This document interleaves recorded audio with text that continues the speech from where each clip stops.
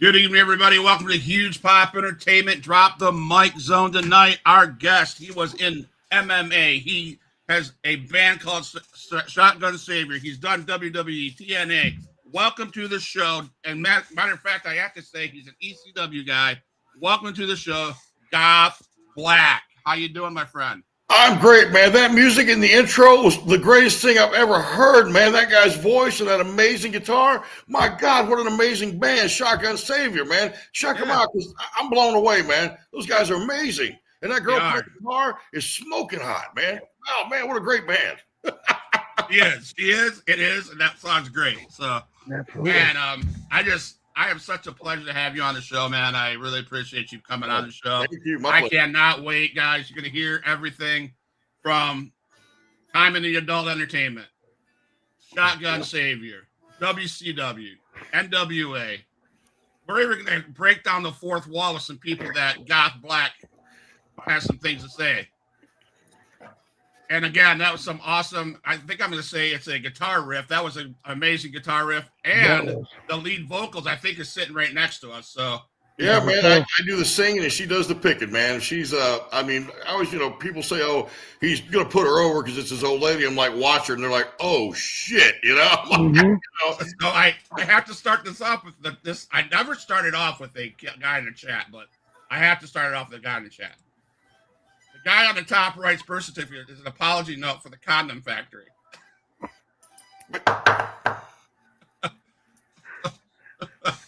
I just say, I'll leave it there. All love, man, all love. So, hey, Mr. Black, I got a question for you, man. What was it like for Goth Black growing up as a wrestling fan? Well, my dad is a professional wrestler. My uncle's a professional wrestler. My dad is Rugged Rod Price, the California Stud. My uncle is a guy named Steve you may have heard of. He drinks a lot of beer and does this a lot. And they were a tag team back in the day called the California Studs, Rugged Rod and Stunning Steve. So from, the time I could walk, man, I'm in locker rooms and around wrestlers and, with my dad. So it's been a natural part of my life, my whole life. I grew up in the business. I'm second generation. And it's just always been there, man. Wrestling has always, been in the family, around me, watching it, loving it as a kid, seeing my dad, my uncle do it. It was just something that was just always there from the time far back as I can remember. All right. What was some of your favorites growing up other than your dad and Stone Cold? Man, God, we'll get into it later with the story. Road Warriors, my all-time favorite tag team, and we'll get into it later about my relationship with Animal and all that. But absolutely, as a child, those guys were superheroes, man. They were larger than life. They were the baddest tag team on the planet. I don't give a damn who comes and goes in the business, who's hot, who's not. There will never, ever, ever be another Road Warriors. That's lightning in a bottle, and that's in the story. It's never going to be anything like that. Of course, Bruiser Brody, huge influence, man. Love Brody. Undertaker, not to be cliche, but Jesus Christ, the guy's phenomenal. He's incredible, one of the best there is. So those guys were always the ones that stood out. Of course, there's been countless others. As it breaks down, but Brody, Road Warriors, Taker, were the main ones that I was a huge Barry Windham guy, so that was part of it. And later on, Bray Wyatt, was a very good friend of mine, and like a brother, man. And his real name was Wyndham, and he and I were twin brothers from different mothers. We would have conversations hours long, spitting a million ideas at a time, never sticking to one for over a couple of minutes. We were just flying all over the place with creativity, man. Probably one of the most creative guys I've ever met in my life. And so when he was I'll say a huge influence as far as years later in the business, meeting a guy who's like me, who we talked about creative ideas for the business and for my band and for all these things. I love the guy. I cannot say enough good things about him. He's a great human being, incredible dad, father, husband, incredible worker. Wyndham was very, very close to me. So it hit hard when he passed, just like it hit hard when Road Warrior Animal passed for me. Absolutely. Bill. Let's see. So where did you get your start in the business itself, like wrestling wise? I got my start in the business from my dad, Rod Price. I played a bands, way back when I was in hair bands, and I was skinny and I was pretty and I had long hair and I looked like a girl, and nobody believes me. They see pictures of me back then, like, is that your old lady? Look again, So many, many years ago in hairband era, I was a hairband guy, big hair, lace up Crocs, leather pants, the whole nine, man. And I tried and never could get past bar star status, So grunge came along, Alice in Chains, Soundgarden, and all that. And I wasn't a grunge guy, I was a glam guy, And I wasn't going to wear a flannel and grow a goatee and act like I, was one of these guys all along, maybe a poser. So I was like, okay, my road has come to an end here for now. So what's next? I've always loved wrestling. I've always been a mark for the business. I've always, as a kid, I would always, fantasize about, if I was a wrestler like my dad and my uncle, this is what I would do. And this would be my name. This is how I'd come to the ring. So it's always been, a fantasy in the back of my mind. And I called my dad and I was like, Pop, I'm thinking about this. I want to get in the business. My dad literally laughed and said, son, seriously, like you're 160 pounds soaking wet. I know you got a background in martial arts and, wrestling, but that's high. So you haven't done that in years, And I was like, I want to, beg him. He finally, I guess, just to shut me up or whatever, he figured I'd lose interest after a couple of weeks or whatever. Said, all right, well, you got to move to New Orleans. You got to move out here so I can train you. I can't train you over the phone. I sold everything I could sell. What I couldn't sell, I packed up in a U-Haul. I drove to New Orleans and started training at his school. Two other members of the school that are well known is Rodney Mack and Jazz. They're Jazz Women's World Champion Rodney Mack, NWA, WWF, whatever you want to call it, WWE. And we all kind of broke in together. So it was me, Jazz, and Rodney were the ones that really, took off and made a career from that school, and I love those guys. They're like my family. And it was training in 102-degree heat in a big metal building with nothing but one industrial fan blowing. And it was just, it was miserable, but it's what you did. There wasn't like these, wrestling schools and strip malls. Nobody's ever heard of the trainer. Nobody knows who the hell he is. Give me $2,000, kid. I'll make you a star. It wasn't like that. You had to know somebody. You had to be related to somebody, or you had to be highly impressive to even get in the business. Like you couldn't just pay your money and be a wrestler. You had to, like I said, it was something where you were invited. It wasn't something you could just pay your money and do. So, paying your dues, man, I threw up, I puked, I passed out. it was as hard as I ever do in my life. I go from sex, drugs, and rock and roll to take the skin off chicken and protein shakes. It's a whole other lifestyle, man. And, I've been doing it, for about, I don't know, man, about maybe a month. My dad, and I was god awful horrible, man. I was like naturally gifted or anything like that. I had shoot skills, but like I said, it's been a long time since I've been in that world. It's been bands forever. My dad pulls me in the office. He said, have a seat, son. Okay. So how do you think you're doing? Pop, I'm making progress. I'm learning. I think I'm getting there. And he looks at me and says, okay, son, now we're through with that bullshit. How are you really doing? I'm like, I suck, man. I'm so sorry.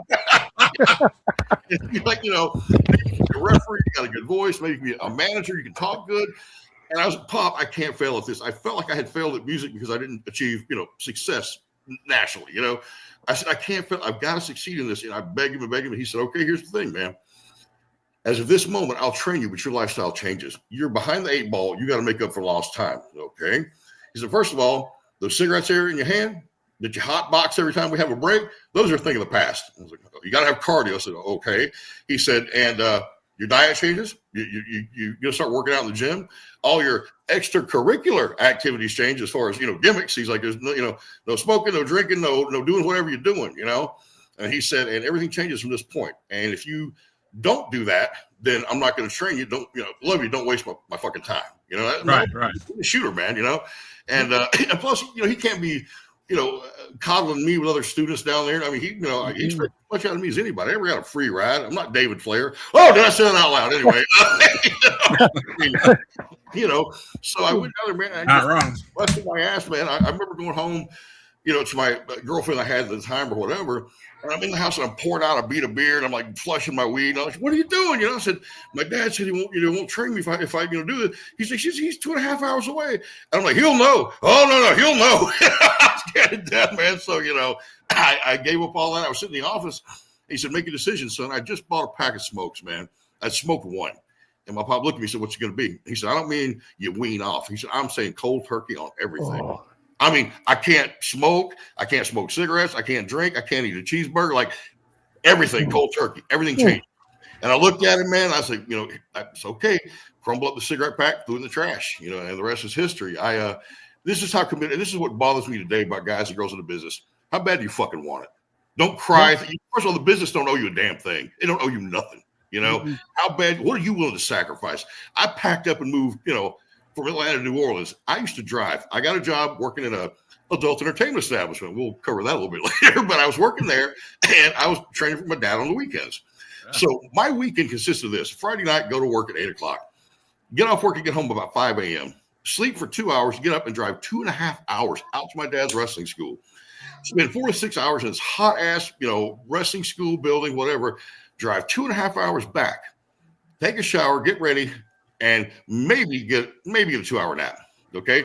Saturday, wash, rinse, and repeat. Sunday, wash, rinse, and repeat. Over weekend, realistically, I got 6 hours of sleep over from Friday to Sunday, and would drive 5 hours every day across the Lake Pontchartrain, like endless freaking water bridge. There's water, it's nerve wracking, man. It's just water on each side of you. Nothing but water and road. And I would drive 2.5 hours, man. Get the shit kicked out of me, all that stuff, drive back and go to work. And I mean, that's how bad I wanted it, man. I worked for it. I want to see, show my old man I'm worth your time. I'm worth it, because I did come from behind the 8 ball, man. I was the least guy you would expect to succeed as a wrestler, by any means, So I had to double time, and that's how bad I wanted it. I was willing to make that sacrifice. And guys, you're all the business now, it's an hour to drive to, practice. Oh, cry me fucking river, then get the fuck out of the business, I hope I can say these things on this. I'm sorry, I'm like Absolutely. dropping F-bombs and, but, Good. it's one of those things where it's like, what are you willing to sacrifice? Because this business requires sacrifice. I mean, on so many levels, if you got a wife and kids at home, you miss birthdays, you miss first words, you miss first steps, you miss anniversaries, you miss it all. Because back when I broke in, the biggest pay-per-views were the holidays, Thanksgiving, Christmas. Those were all the big ones, and you weren't home for that, And here's the thing I tell guys and girls, they're trying to get in the business. I'm like, if you were lucky enough to wind up, on the road or whatever and be assigned to a major company, you're never home. You're home 2 days a week. What's she doing when I ain't home? Don't know. What's he doing out there on the road? Don't know. That's why the divorce rate in wrestling is skyrocketing, because hardest thing a woman could ever do is be married to a guy who's a professional wrestler and a guy who's in a rock and roll band. God bless my wife. She put up with both, So, but that's, it's all about how bad you want it, man. That's where I first got my start. And, blood, sweat, and tears, man. That's where it all started. So there's a story, and you'll say, well, you'll figure out where I got this from. There's a story that I need to ask you about. When did you finally meet your dad? What did I finally what? When did you finally meet your dad, Rodney? When did you? I didn't know who my real dad was until I was 24 years old. I was told somebody else that it wasn't, and this is before the internet. And I always knew, I like I said, love wrestling, grew up in the business, went to the shows. My grandfather would take me to local wrestling shows. I was a wrestling fanatic, and my grandmother's like, that guy's not my dad. The guy that said was my dad was like 5 foot nothing. I mean, spaghetti arms. Like I'm 12 years old. I'm big. This guy's not my dad. I just knew it. And my grandma said, well, we never want to say anything, but your mom was dating this one guy, before she met your dad, and we always kind of wonder what's his name. Rodney Price. Rod Price. He's a football player, or I heard he was a wrestler. I'm like, what? My dad's a what? So this is before the internet, man. And I just tracked him down through fan magazines and correspondence. I mean, everything I could do, and I finally tracked him down, and I called him on the phone and said, hi, you don't know me. Are you sitting down? It was one of those things to where, it was obviously a big shock to him. He didn't know, and this and that. And, we talked, and I said, look, I'm not trying to piss on your life or, cause any drama. I just want to reach out. If you tell me to go away, no hard feelings, no disrespect. And he was like, well, hold on. I mean, it's possible. I mean, the timelines are adding up or whatever. Long story short, I went down to New Orleans to visit him. And I'm sitting there in the waiting room. He had a gym in the front part of the wrestling school, and the wrestling school was in the back. And he walks out, and I see this gigantic guy with like the black Fu Manchu and the shape. And I said, that's my dad. That's my dad. I just knew, and from that point, one thing led to another. I got the test and all that stuff. And before we even did that, my father was married to a different lady than he is now. And it's like, he's like, what do you think after leaving? And she's like, are you kidding me? He's your spitting image. I mean, like his mannerisms are like yours. He talks like you. That's your twin. That's your clone, And, of course, it was verified that he is. And so the first time I met him was a lot different circumstances than most people, understand. So, and then, like I said, knowing him for that and all that, it was kind of natural. I kind of wanted to follow in his footsteps. I'm like, oh, wait a minute. My dad's a wrestler. Maybe I can do. Maybe it's not a fantasy. Maybe I can make this happen. Yeah, that's a good story, man. Thank you. Yeah. So you were also at the power plant in WCW, correct? Oh man, the power plant. Let me tell you, if you survive the power plant, you got an S on your chest. That has every horrible story, every nightmare tale you ever. It's true. Every last freaking bit of it is true. I went down there and Sarge, the trainer, is a 5 foot by 5 foot keg of dynamite. Marine drill corps sergeant mentality. I mean, just the power plant was like boot camp, man. It was not, whatever. And I walk in there the first day and Sarge is going up to these guys. I'm not the biggest guy. I'm not the most talented guy. There's, dozens of guys down there. They're all lined up like, Marine military style. He walks up to each one. And Sarge is walking up to these guys that are 6'7", 300 pounds with abs. And he's looking at them and going, I'll have your ass out of here in an hour. You won't last till lunchtime. I'll break your ass in 15 minutes. And he's going up, he's like literally telling these guys, I'm going to break you and you can hit the road. I mean, just giant guy. I'm like, oh shit. And he gets down to me and he walks up, he's looking me up and down. You're right, Price's kid, aren't you? Yes, sir, I am. Man, I got a lot of respect for your old man. I think he's one of the best ever laced a pair of boots. I'm like, oh, thank you, sir. I appreciate that. He goes, well, let's get one thing straight. I don't respect you for shit. Oh, okay. He goes, but you will earn my respect. He says, as a matter of fact, I expect twice as much out of you as any motherfucker in this room. I expect twice as much out of you. If you don't give it to me, I'll send you home packing and tell your dad how you failed. Holy shit, So for 3 months, man, 3 months, he dogged me, dude. I thought I owed him money. Guys, it was so bad, had so much heat with him when we were down at the power plant. If he'd walk in the room, the guys would powder away from me because, like, man, I don't want heat by association. We can't be seen talking to you. It was that bad, Wow. Like, what you do to him, And he would like, and this wasn't just me, this was everybody. Like, you're so hot down there. Once again, only a couple of industrial fans, hot ass building, 4 rings, and you would be so soaked in sweat like you just got out of the shower with your shirt on. If you threw up, and everybody threw up, you take your shirt off, you'd have to wipe up the puke with your wet shirt, put your shirt back on, then he'd put you in the ring and make you chain wrestle with one of the baddest shooters down there. You didn't want to be that guy. He's this guy that could tie you in knots, and he's got to rub the puke-covered shirt. Sarge wouldn't let you take it off. I passed out. I bled. It was. I get the shit kicked out of me daily. And for 3 months, man, he just. Everyone's like, God damn, he hates you, And about 3 months into it, he pulls me, Goth, come to my office. I'm like, that's it. I'm cut loose. He's third playing cat and mouse. He's done, fucking around. He's not, he got bored, So I walk in there and have a seat. I said, yes, sir. He goes, you probably think I hate you, don't you? Well, sir, that is the impression I've been given. He's like, how many guys walk through that door? Oh, I want it. I got a passion for it. I love it. It's what I want to do. And how many second generation guys? Oh, it's in my blood. And, they wind up, once again, literally, David Flair. Yeah, because he was down there. I was down there. And he said, for 3 months, I have dogged you worse than anybody here. And he said, but you showed up. You might have limped. You might have crawled. You might have passed out. You might have bled. You might have threw up.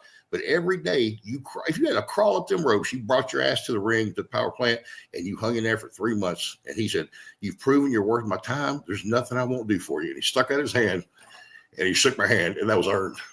That was earned. Respect in our business is something that's not given. It is earned. And earning respect can be very hard. Being taught respect can be very painful, And from that point on, Sarge went to the office and I got my deal.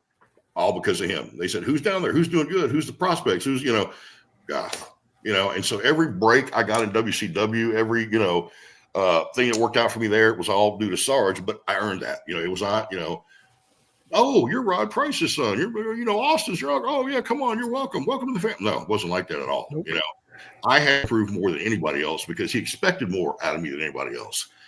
So it was something, 3 months, man, it was like hell, like Marine boot camp at Paris. It was hell. And, suffered through it, made it. And, and once again, once I got that was just the beginning, man. Once you get the deal, the contract or whatever, that's just the beginning because you got to earn your spot on the card. You know, if you think you walk into that locker room and guys like Booker T or, you know, whoever, you know, Ming, Haku are waiting with flowers and open arms, you're fucking sadly mistaken. Because when you come in, somebody's going out. You're taking somebody's spot. There's only so many spots on a show.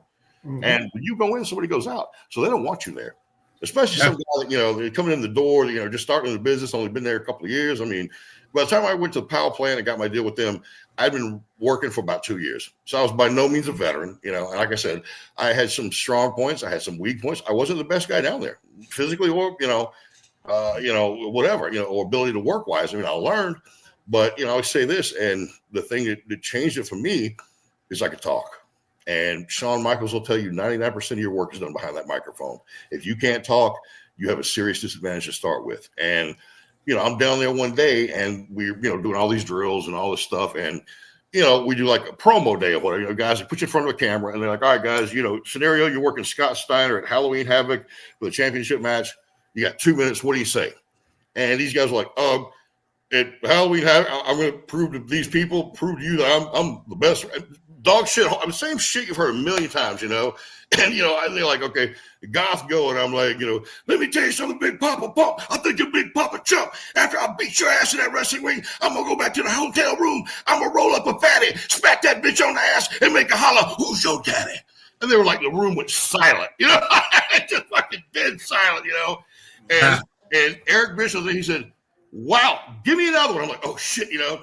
And I'm like, I'm 6'4", wound up from the ground up, G'd up from the feet up, jacked up, pissed off, and ready to throw down. And he was just like, this guy's like fucking Billy Gray. Like, this kid can talk, you know? And I was, yeah. And I would throw, you know, he would throw like scenario, I mean, like stupid shit, like, okay, you're a German wrestler who's a heavy metal band wrestler. Your name is, you know, and I would have to come up like on the spot, these different characters, they just throw at me like you're a, you know, Swedish chef who turned around, these crazy gimmicks just to see if you could do it, you know. And they literally threw the one at me like, okay, you're a German heavy metal rock star who's a wrestler. The fuck do you do with that? Like, okay. And, you know, they're like, go. You got 2 minutes. And off the top of my head, I'm like, I am Aaron von Schwollenpacker. And when I get in the ring, I will beat your head with my enormous Schwollenpacker. And people just die laughing, you know. And, nice. And that was what really kind of opened the door for me. Like, okay, he's got ability. He's learning. He's got some natural talent. You know, he's got some size, but the time was a power play was about 250, you know. And they're like, well, God damn, the kid can talk, you know. So that was the thing that really, you know, set me apart. Everybody's got their set of tools in their chest that makes them stand out, whatever they may be. And I had good work skills. I had good look, and I could talk a blue streak, man. And that's what really, you know, opened a lot of doors for me. Wow. So who was harder on you training wise, your dad or Sarge? It was equally abusive fathers. I mean, it really was. I mean, that prepared me for Sarge. I mean, I would have never made it through the power plant had I not gone through what I went through with my dad. It was like a train. I didn't know I was going to the power plant. This was like, you know, I'm in New Orleans. I'm like, okay, WCW's in Atlanta, Georgia, where I used to live, and WWE or WWF at the time is in Stamford, Connecticut. Well, I don't want to move to Connecticut. You know, I lived in Atlanta before, so I went back to Atlanta and, you know, got a tryout. And then from that tryout, you know, I was able to get on. So, I mean, it was equally as hard. I mean, it wasn't any different.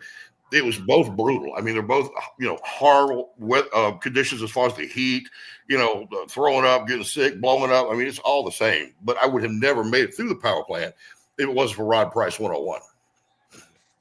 So before we get any further into your wrestling career, because there's lots to talk about, you've got two other topics I want to talk about. And Bill can have some questions, but talk to us about the crazy times that you had in the adult industry as a bouncer and whatever you did. Man, I always moonlighted while I was training to wrestle, and, you know, before I got into business and everything, I moonlighted as, you know, working the adult entertainment, gentlemen's clubs, you know, aka strip clubs. And I could bartend, I could DJ, I could manage, I could bounce. You know, I learned how to do everything. You do that, you keep a job longer. You know, if you're a jack of all trades, you get to do that. So that to me was like, okay, I can make really, really good money while I'm pursuing this dream. You know, while I'm pursuing this, dream of being a pro wrestler. And it was just, to me, it made more sense than anything else. Why am I getting a job at a warehouse for, you know, $14 an hour when I can make, you know, $2,000 a night? You know, I mean, it's, you know, it's a no brainer, you know? So I got into adult entertainment clubs, and that was always my bread and butter while I was training to wrestle. I worked in them until I got my contract. until I went to work for WCW, I worked in strip clubs years. My whole from the time I was 21, 18. I think I got my first job at a club when I was 18. My first strip club was 21, and then from there it was just off to the races, man. I'm like, well, I'm making this much money. Why not? Why would I do anything else? Right. Okay. Is there any crazy stories of any like you can share with that strip club, adult entertainment? I mean, man, thousands. I mean, anything from throwing people out to, girls getting into it. I mean, there's so many crazy stories, All right. That's It's fair. like, I can tell you one that I thought was, not really, I don't know if it's humorous or just like a cool thing to happen or whatever. I was working in this club and we had what we call a club cat. There's a little cat that stayed outside around the valet park, and everybody would feed the cat. The guys in the kitchen would give him food. He was a sweet little cat, this little club cat. He hung out outside. He was pretty tame. He'd walk up and get people to pet him. This sweet little cat, I mean, really. Like I said, I'm a big cat guy, and I'm standing there, man, and I'm talking to one of the valet parking guys outside or something, and I see this guy, and I've been doing this so long. I know guys are going to fight before they know they're going to fight. Body language, I can read the room. I'm like fucking Roadhouse, man. I'm Dalton.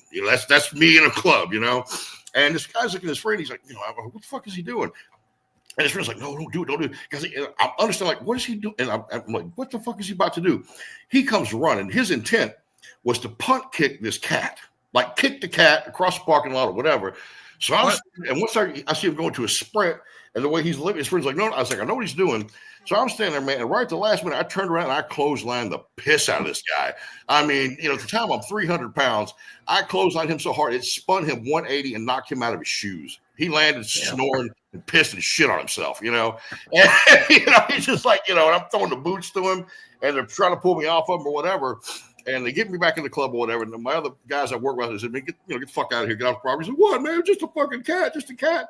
And my buddy at work said, let me tell you something. We like that cat more than we like you. And he said, well, can I just, I'm sorry. Can I just come in? He's like, are you out of your fucking mind? He said, if I let you in there, that big motherfucker's going to eat your face. And none of us can get him off of you. Like, you're fucked. So that was just a story. It might not be so hot and sizzling, but it's, one of those funny stories like, holy shit. Yeah, All right, Bill. Let's see. Out of all the strip clubs and clubs you bounced, did you have anyone that was worse than the others for fights? No, I mean, some were worse as far as money. I mean, money was better at some of the top clubs, not so good at some of the other clubs. Me and my tag team part of the time, I was in a tag team called Inc. Inc. Inc. Incorporated for years when I started in the business, and we were a tag team. And we would work in clubs. There was one we worked in. My partner and I was like a roadhouse strip club, man. It was a strip club in the middle of an industrial area. There was nothing around but a truck stop, like a big truck stop. So these truckers would come in and be on a layover for 2 days with $3,000 in their pocket, and there's nothing to do but go to a strip club. So that was like, man, they might as well put chicken wire up around the stage. I mean, it was rough, dude. It was nothing but truck drivers and outlaws and bikers, and it was just a tough club, man. Fights every night. It was literally Roadhouse, And that one was an experience, but I was there for years, man. I mean, me and my brother both were there for years. And that was a Wild West, Now, some of the other clubs I worked in where I had to wear like a suit and tie and whatever. So they're all different, from Roadhouse strip club to, posh elite champagne rooms and, that kind of thing. So I've worked at all of them, man. From the outhouse to the penthouse. I covered it all, Nice. So I'd like to introduce some of these people around the thing. So Dan, he's a follower. He watches the show. Hey, love this show. And my question is, if you could go back in your career, what's the one thing you might do differently, if any? Wow. One thing I might do different. Wow, man. It's just, I've had such a, there's nothing, I can't really think of something I would do different. I mean, I'm really trying to answer that question, man. I mean, anything was, even if even it was a bad call, it was a learning experience. So if I didn't do that, it wouldn't put me to where I was now, So one of the worst experiences I had, and it's no disrespect intended, was when I was under developmental at WWE in Deep South Wrestling in Medina, Georgia. There were guys in it that I loved, guys in it that I hated, but coming from WCW, man, it was another world. They didn't think the same, they didn't act the same, things weren't done the same, So maybe instead of going there, of course, at the time, you're not going to turn it down. I mean, WWE developmental, whatever. So I probably would have just called Terry Taylor at TNA and went right to there because I was down there for a year. And it was just, a miserable experience. I didn't like it. I mean, some of the guys on there I love, like Luke Gallows, great guy. Kofi Kingston, great guy. The Miz was an egotistical prick. You know, you heard about him in the beginning. So he was even worse now, like he had just come through the door. You know, and I remember I was tagging with Gangrel, David Heath, one of the best workers ever laced a pair of boots, man. That guy doesn't get enough credit for being the phenomenal worker he is, you know. And, you know, the guys doing like a tag thing or whatever. And the Miz comes over, Mike Mizanin, like, you know, we're back to the locker room. And he had just come down there. And he walks up and goes, hey, guys, I'm Mike Mizanin from MTV Road Rules and MTV this and MTV that. And Dave looks at us and says, I don't need your fucking resume, asshole. Get the fuck away from, like, who the fuck are you? You know, I'm like, Jesus, man. So there were some, you know, some pricks down there. There were some cool people. You know, it was a learning experience. So I can't say I would do it differently, but I probably would have tried to go straight to TNA rather than going through that if I'd known how it was going to work out. It was a learning experience, and I'm not saying I regret I did it, but perhaps I could have saved time and been in a better spot in TNA had I bypassed the Deep South McDonough, Georgia thing. And that's nothing against, you know, Jody Hamilton, the original assassin, was the guy that ran it, and Jody trained Sarge. So there's lineage there, there's, respect there, family tree, whatever, but like some of the guys are really cool. Bill DeMott was down there. Bill DeMott's a bully and a prick. I'm not gonna sugarcoat a fucking thing. I tell him to his face because he ain't gonna do shit. Bill's the kind of guy, man, he will bully you if he thinks he can get away with it, and they told him you can either resign or we're gonna fire you. I mean, the people were going to the office so much. And I'm not talking about guys not being tough and being a crybaby. I'm saying he would do stupid shit, call people faggot and suck dick and all, he would tell guys, if you messed up a spot, go over there and put your balls in his face, sit in the corner, rub your balls in his, stupid shit like that, man. Sarge would beat your ass and break you down, but he never did shit like that. He'd, be somebody, I'm begging you, get up, motherfucker. If you fucked up and you screwed up, you do Hindu squats and push-ups with a deck of cards. If you were the guy that was a weak link and you dropped after the push-up, he'd make the whole, team do 25 more push-ups or whatever. But he never did that stupid shit, And Bill would just bully guys he could get away with it with. Like Tyrus was down there, and Tyrus was a great guy. He's gigantic, made a great career for himself. He didn't pull that shit with Tyrus. He didn't pull that shit with me. He didn't do it with Luke Gallows. It was the guys he thought he could get away with it from, So I had zero respect for Bill DeMott. The first time he worked Goldberg, he tried to tank him on his finish. He was the first guy to job to Goldberg on Saturday night, WCW. First guy he was jobbed to when Bill was on TV. And he lead-assed him on that jackhammer. But Bill's so fucking straight, he picked his fat ass up and slammed him, But he was telling everybody backstage, yeah, watch this. I put this guy over. He's a little fit. Like Bill was telling everybody in the back he's going to tank his move. And Bill was so strong, he just muscled his ass up and slammed him, So Bill DeMott is an ass kissing. If it's a guy that's in a higher spot than him or whatever, he's an ass kisser. He's my buddy, my guy, or whatever. If you're below him, he treats you like shit. And he was a bully down at Deep South. And that's why his ass got fired. If I'm wrong and I'm making up shit right now, then why did his fucking ass get let go? Proof's in the pudding, man. Jody, I loved. Dave Finley, I love. Bill DeMott, fuck you, straight up. So while we're on this issue of you're letting people know how they feel, I know, and I can't even wait to hear this. I'm just going to throw out Zack Ryder. Oh man, I'm just a heat magnet tonight, ain't I? AKA Matt Cardona. Yeah, good thing that the music thing happened, man, because they'll never hire me now. But I was down there, and him and Kurt Hawkins were down there, and they were doing this. I don't know what the fuck it was. They both had long blonde hair, pretty boys.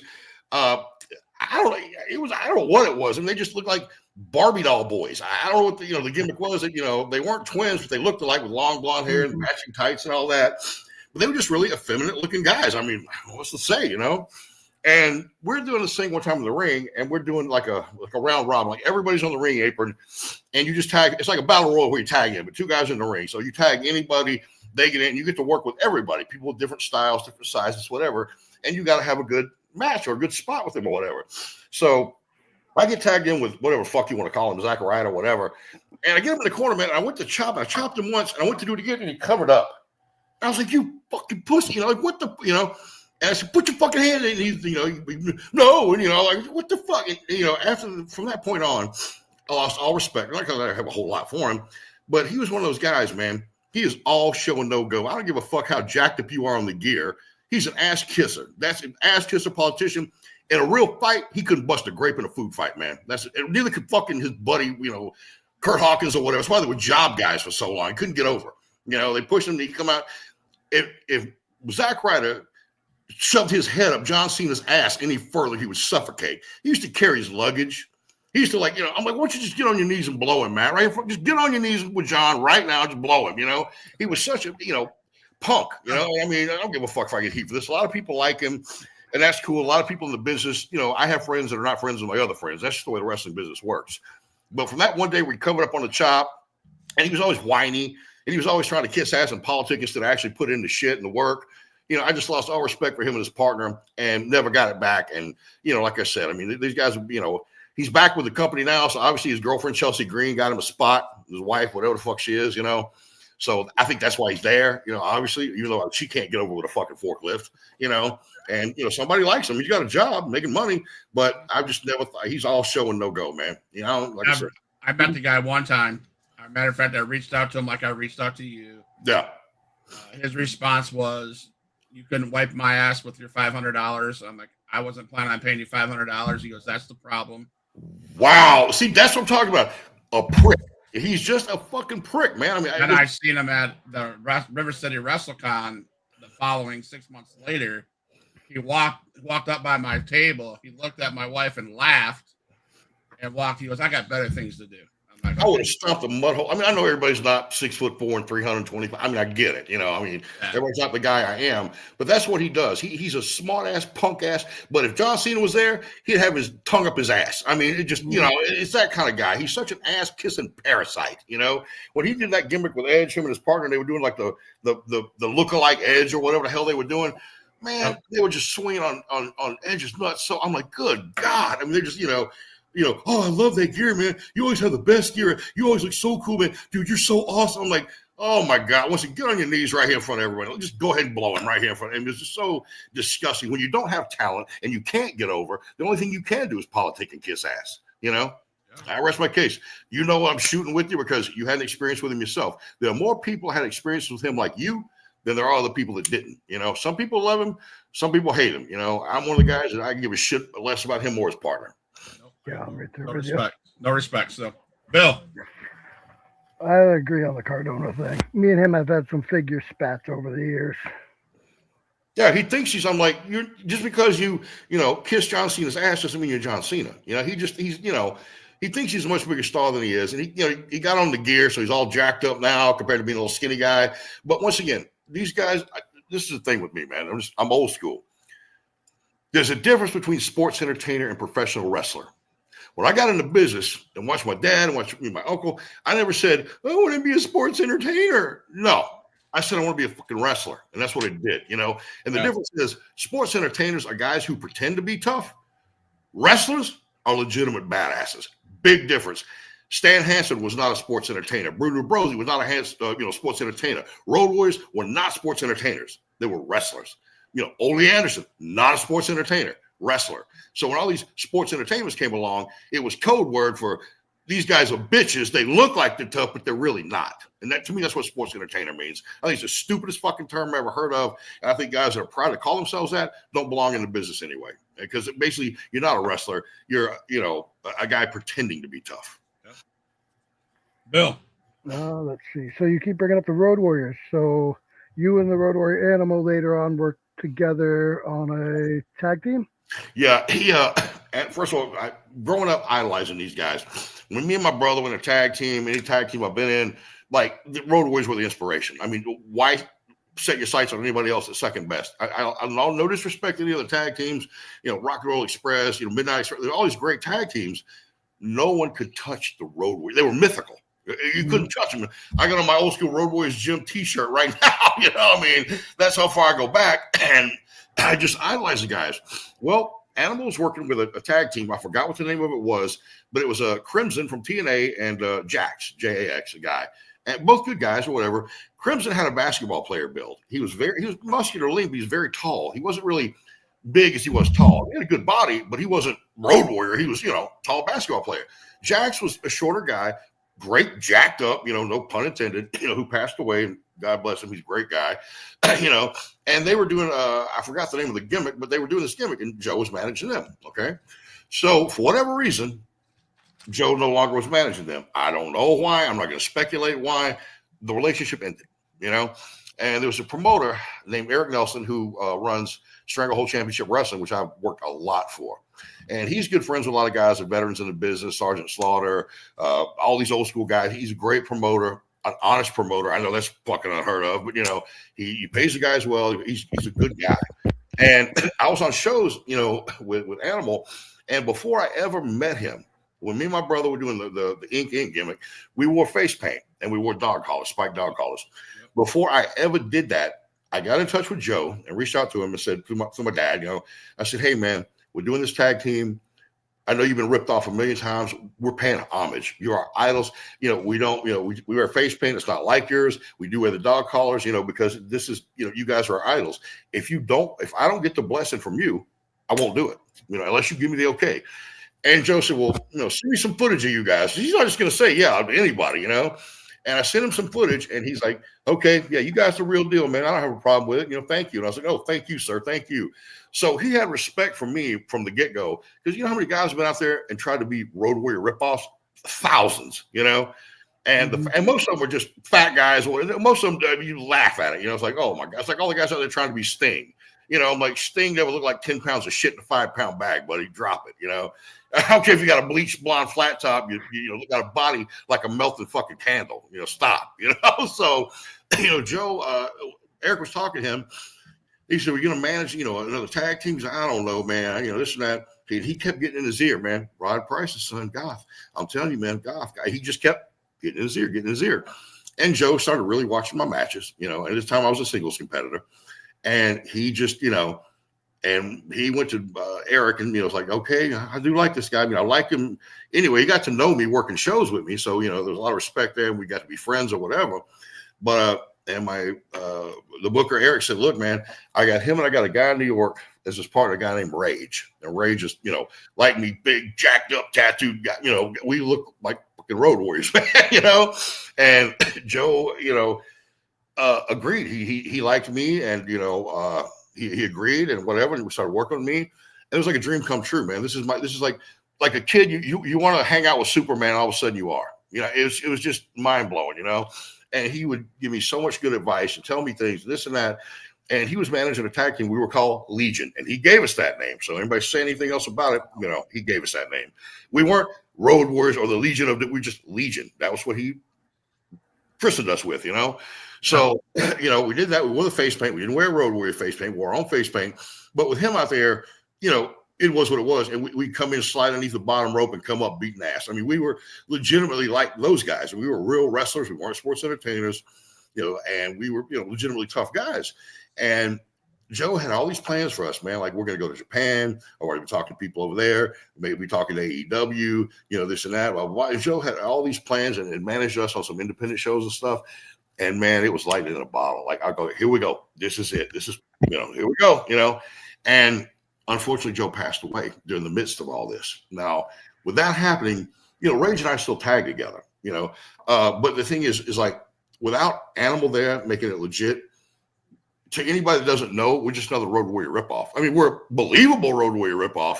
But to anybody that doesn't know the history, like he actually managed us and gave us the blessing and all that, you see two guys come out like, oh, they're trying to be the fucking Road Warriors. So without him there to legitimize it, we just look like all these other guys. We do a better job than them. But to people that don't know, you know, oh, why these guys trying to be the Road Warriors? So as the plane was taking off, it unfortunately crashed, you know, and Joe passed away, and I lost a mentor. I lost another dad. I lost a friend, a brother. I mean, you know, I'm very good friends with his wife and his daughter. You know, like, he was family, man. It became so much more than you know, just wrestling. And I remember one time I was talking to his beautiful wife, Kim, and she was talking to me after Joe passed. And one of the biggest compliments I could have ever got in my life, she's like, yeah, you know, Joe was telling me about you, and he first started working with you. And he just said, Kim, he reminds me so much of Mike. He's just like, he's this gigantic guy, hard to go, but he'll tear your freaking head off. Mike meaning Hawk. So to be compared to that, you know, highest compliment means more than any belt, means more than contract. I mean, you can't put a price on that. And for him saying, I remind him of him, the top of the mountain, you know, where do you go from there, you know? Yeah, absolutely. So, yeah, that's one of those things, you know, you ask that question, what was your favorite wrestling moment? A Well, that right there. That would be it. Yeah, my favorite wrestling moment. I mean, other than getting my WCW contract because I got a contract. I mean, Right, but that doesn't compare to that. Yeah, I mean, I got a break in business. I got a contract, but as far as like my favorite moment, as far as heart and sentimental or emotional, yeah, I mean, having my hero manage me. I mean, absolutely, man. That was the pinnacle, the high spot. I mean, above anything else, that's my favorite memory, my favorite time in the business because it was just like, I just like, pinch me. Am I dreaming? Is this really real? So that was definitely my best time in the business as far as that, emotional and sentimental things go. So you and I talked on the phone a couple weeks ago, and ever since then, I wanted to hear the story more. So you mentioned at the beginning, your uncle is Steve Austin. What is that experience like to have growing up around Stone Cold Steve Austin? Well, like I said, I met, Steve was tag team partners with my dad for years. So he's, uncle by association, like Uncle Steve, because he's my dad's partner for years and years, Yeah. By the time I got into business, like I said, I met my dad and forgot who he was when I was older in life. So I didn't really grow up around him so much as I grew up in the business around him because when I got into the business, he was there, Okay. Yeah. What does he like this? And I'm like, what you see is what you get. That's him. I mean, he turns the volume up on his personality to 12 when he goes in front of the camera. Steve is a beer drinking, good old boy from Texas. I mean, what you see is what he is. There's no. We always say wrestling, the best work is a shoot, And for years and years, they try to tell him, be this guy. You're from California. You're a movie guy. You're doing this and that. And they would literally tell him at WCW when he would do a promo. They said, don't sound like a redneck. Talk really slow and don't, enunciate. We don't want you to sound like some hick from Texas. They try to make him be everything he wasn't. So if you listen to those old interviews and he's talking, he's like, come Saturday night in the Omni, we're going to go out there and we're going to beat you. And you can hear him like trying not to sound Southern, trying not to, to talk real slow or whatever. So they didn't let him be him, and then when they finally did let him be him, I mean, he bet all his money on him, man. True story behind that is he was the ring master and all that shit. And he hated it. He was just not what he was, who he was. And at the time he was married to Jeannie, his wife, who has children with, and just wonderful lady, sweetheart of a lady. And, he's sitting there like he's trying to come up with a name or a gimmick or whatever. Because he told Vince, I'm not the ring, this ringmaster thing is not working. And Vince, well, who are you? I don't know, you better think of something. So, he comes to Vince and he's sitting there. One day he's having tea because, she's from England, so they do tea. And they're drinking tea. And he's like, what am I going to do? I got to come up with a gimmick. I got to come up with a name. I got to figure this out, And Jeannie's like, well, I don't know, but, drink your tea before it gets stone cold. And Steve was like, okay. She said, wait. Hold on. That's your name. He said, what's my name? She said, Stone Cold Steve Austin. Boom. Off to the races. Royal Rumble, he gets his mouth busted open and stitches and he comes back to the ring. That legitimized in front of the fans. He's a badass. Even though he was ringmaster or whatever, but he was getting a push to win the Rumble. He went to Vince and Vince literally told him, man, a guy in plain black trunks with plain black boots with a shaved head, you couldn't get over it. You're never going to get over, this and that. And Steve said, well, I think I will, whatever. And Vince basically told him, okay, it's on you. If you get over, so be it. But if you fall short, you signed your own death warrant. If you don't pull it off, understand you're the reason that you'll demise, whatever. So Steve bet on Steve, and he went out there, man. And truth of the matter is, he didn't rehearse that. He didn't have something thought out. He went out to the ring, and Jake the Snake was doing like the religious gimmick at the time or whatever, And Jake goes out there, and Steve grew up in a church environment growing up. His family went to church and all that, and he knew Bible scripture or whatever. And Jake was talking about this and that. And Steve said those words, you talk about your John 3:16. Well, Austin 3:16 said, I just whipped your ass. The next night at Raw, there was Austin 3:16 signs everywhere. The rest is history. I mean, they call it the Austin era. I mean, it's just one, to me, he's my uncle or whatever, because my dad tagged with him. To me, he's the biggest superstar, bigger than Hogan, bigger than, he's the biggest star in the industry, in my opinion. Not saying that because of the relationship. It's facts, man. That guy, find it. I mean, they don't name an era after anybody else. I mean, so that was kind of what it was like getting to know him. Is that, this guy's legit. Like, he is what he says, and he is what he does. And, he finally started being himself. That's one thing I learned from him. Be true to yourself. Don't try to be something you're not, or this false character. Be the best work is a shoot. And I learned that from him. Like, don't try to be the repo man or what. I mean, no offense to the guy. I'm just saying, no offense to Barry. Right. Don't try to be, the Canadian Mountie or whatever. Some guy you're not. That's why I don't like these sports entertainers, man. It's all gimmick. It's all fluff and no stuff. They got nothing but a character that creative throws them, and creative sucks. I'm just gonna be honest with you. These guys don't know how to. They're all former soap opera writers. I don't know if people know that or not, but all these guys up there, whatever, 90% of them are soap opera writers. So they try to do the soap opera thing with. They've never been in a wrestling ring. They've never, worked on a show, and it's god awful horrible. All the cheesy, stupid shit you see is lazy creative. My buddy Jake Hager's a prime example of that. That guy was so talented. I was with him at Deep South. Jake Hager's phenomenally talented. Work or shoot, the guy's a badass. And the best they could give him is We the People. I mean, it got over for a minute. Don't get me wrong, but come on, man, how many times they repackaged it? Because creative had this idea, that idea. So I would tell anybody in the business, if you're relying on creative to come up with your gimmick, you're not going to last long, because you have to have your own thing. My uncle bet on himself and did his thing, and he made it bigger than anybody. You have to be yourself. Tell creative, what character will I be? Or what? I mean, they come up with the dumbest shit from I forgot Chris Jericho. At first, they were calling him like, Zero or Mr. Zero, whatever. Stupid shit, And if you rely on creative, you're signing your own, you're signing your own walking papers, because they're not gonna, come up with a good idea, because they're all corny and stupid, and they're going to be short-lived, and you're going to be a comedy act, and then it's over. Then what, So the guys and girls that have longevity are people that are true to themselves and do their own gimmicks. Back in the day, all the writers were wrestlers. All the bookers were wrestlers. All the what we call creative were wrestlers. They came up with storyline. All the guys were wrestlers, so they understood the business, the psychology, the whatever. These soap opera writers don't know shit, but white trash Jerry Springer TV. That's all. I'm gonna ask you a question. How about you've been honest the whole show, so I'm gonna ask you a question. So we are less than 2 months from WrestleMania. Oh boy. Do you watch current pro stuff, and do you think there's anything? There's no good storylines even going into that. No, there's no good storylines, but there is talent there. I mean, I've known Phil Brooks, CM Punk, since he worked at Ring of Honor. That's how long I've known Phil. Phil is talented. He's a great guy, and people want to hate on him or whatever. Well, hate on him all you want. You hate on him all the way to the bank. He is what you see. CM Punk is CM Punk. That's not a character or a gimmick. I mean, he has done stuff in the past where he, did a character for a while when he shaved his head, was doing the cult leader thing or whatever. But Phil is Phil, and he's a talented guy. The Usos are talented. There's so much talent there.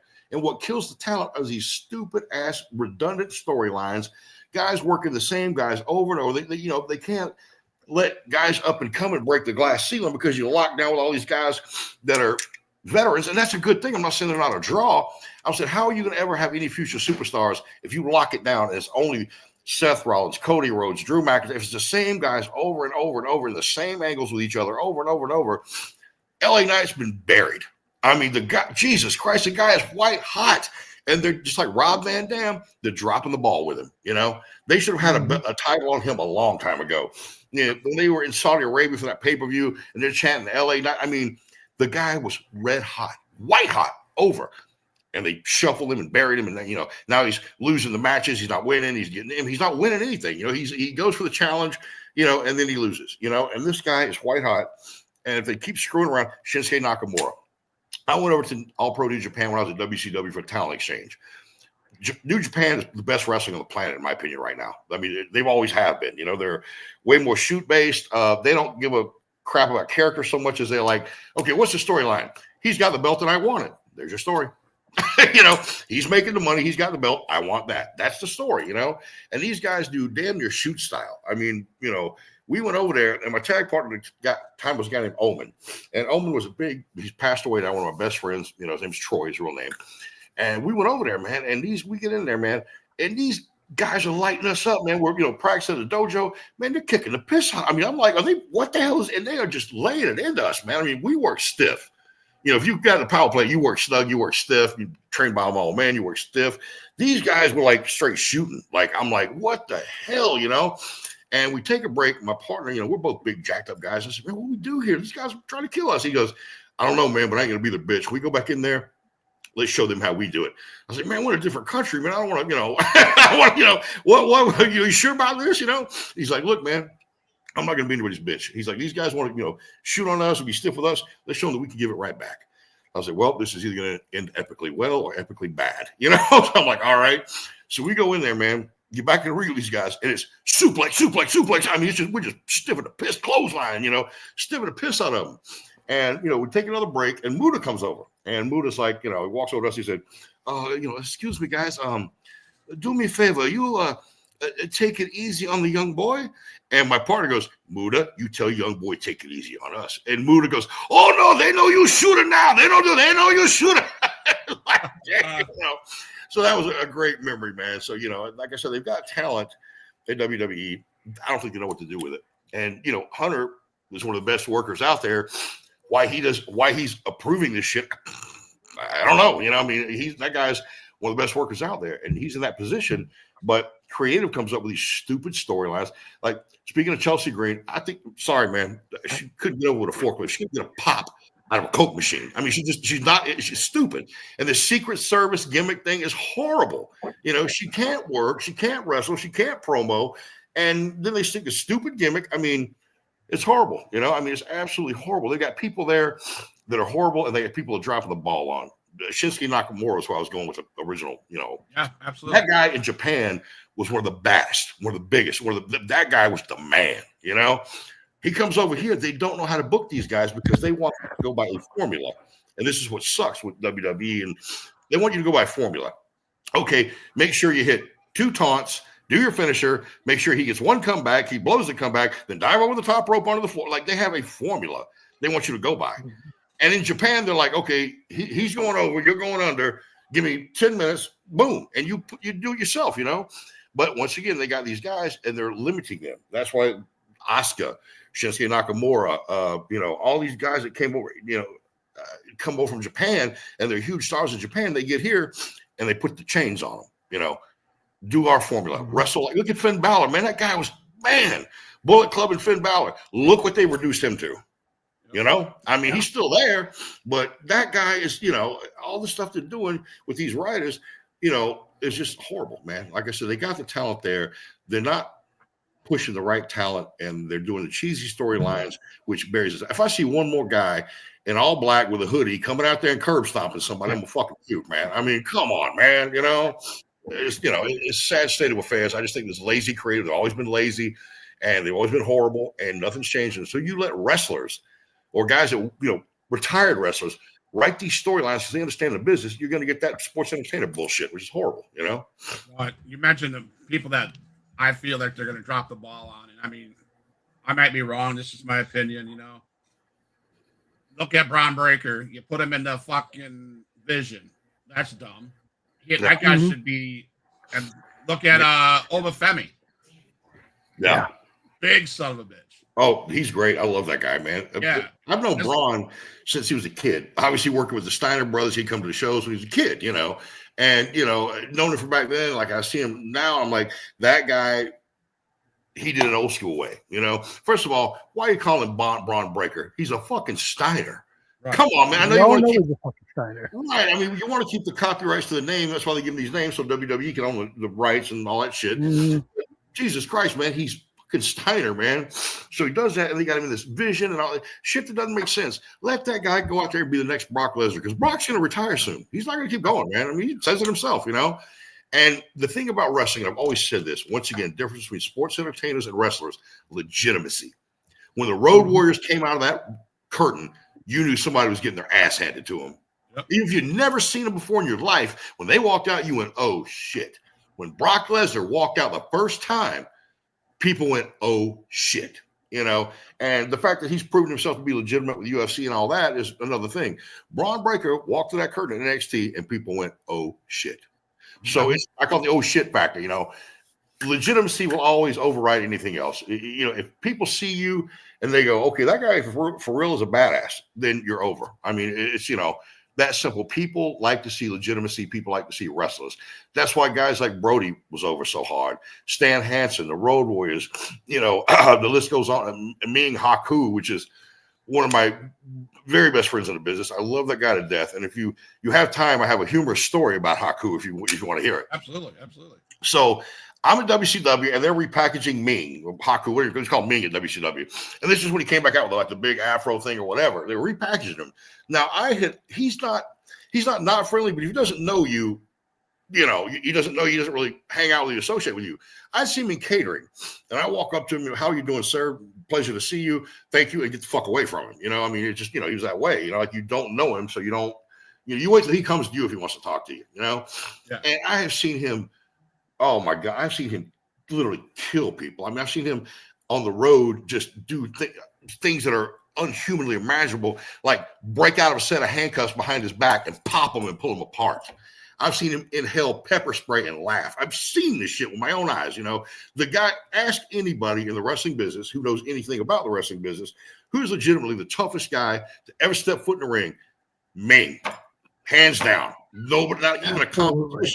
Not Goldberg, not, fucking Ken Shamrock, no, Ming, Mm-hmm. And so there, and Sarge comes up to me and he said, hey, man, I got good news and I got bad news. I'm like, all right, what is it? You got a dark match on Nitro. Oh, awesome. Bump and pay. Fantastic.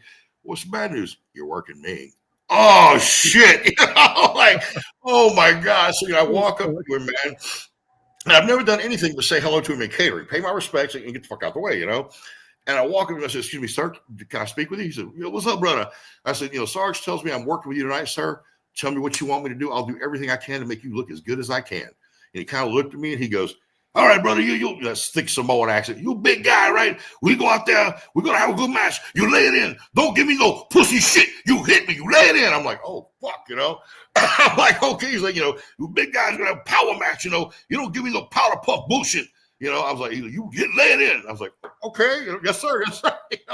I go back to Sarge. He's like, so what did he say? I'm like, Sarge, he told me to lay it in. He said, you better, he'll kill you. If he told you to do, you better lay it in, So I'm out there going like, am I getting set up for the kill here? What, we go out there. I'm like, okay. So, man, I lay it in. I'm like, well, at least I'll die on my sword, So I lay it in and he lays it in and boy, does he lay it in, But he wasn't trying to hurt me. He's just stiff as piss, And I was giving it right back to him, man. And he sold for me. He gave me heat, all this shit. And we have this match, and he catches me in the goozle, and I sell it shit like I'm on the ground fishing and gurgling. I'm selling this shit like $1 million, And, he gets back to the curtain. I come back to the curtain, and I'm like, okay, moment of truth. And I'm like, you didn't kill me in the ring. I'm like, everything good, sir? Brother, I love it. I work you anytime, man. Oh, beautiful. I like to lay. He's like, he looks at Sarge. I work him anytime I work him, And I got the rub. I got the, as they call the business, the rub, because if Ming likes you, nobody doesn't like you. You know what I'm saying? If Ming likes you, nobody's not going to like you. 'Cause if you're good with him, you're good with everybody, whether they like you or not. If you're tight with Ming, that's it. You're made. You're a made. Guys like Mafia, you're a made guy. Yeah. And it just, and the thing I'd say to the guys and girls with this lesson is, I asked him, now we've been friends, but I talk to him like shit every week, And I asked him, I said, brother, let me ask you a question. I said, why didn't you kill me? I mean, I've seen you kill guys. Why did I, why was I the lucky one? And he said, brother, I watch you when you first get there. I see you a show. You walk around to everybody before you put on your boots and you pay respect. Cameraman, referee, makeup artist, the boys, you pay respect to everyone. And I see you at the end of the show. You thank everyone, referee, light guys, camera guy. You walk around and thank everybody. You show respect to everyone. That means a lot to me. There you go. The fact he didn't kill me is because I was so respectful to people. And, guys don't understand. I tell these guys, while you're doing all these moves and shit, you got to learn how the business works. It's called a business for a reason. And it's not just moves. Like if you don't have any business savvy or how the business works, it'll be a short ride, and I learned my history, man. I can go back to Cowboy Frankie Lane and Dennis Condrey.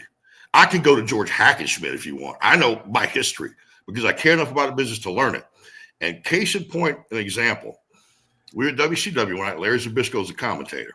And The Wall, Jerry Toot, who passed away, great guy, big giant guy. He's out there with Alex Wright, Berlin, when they were doing like the German gimmick or whatever.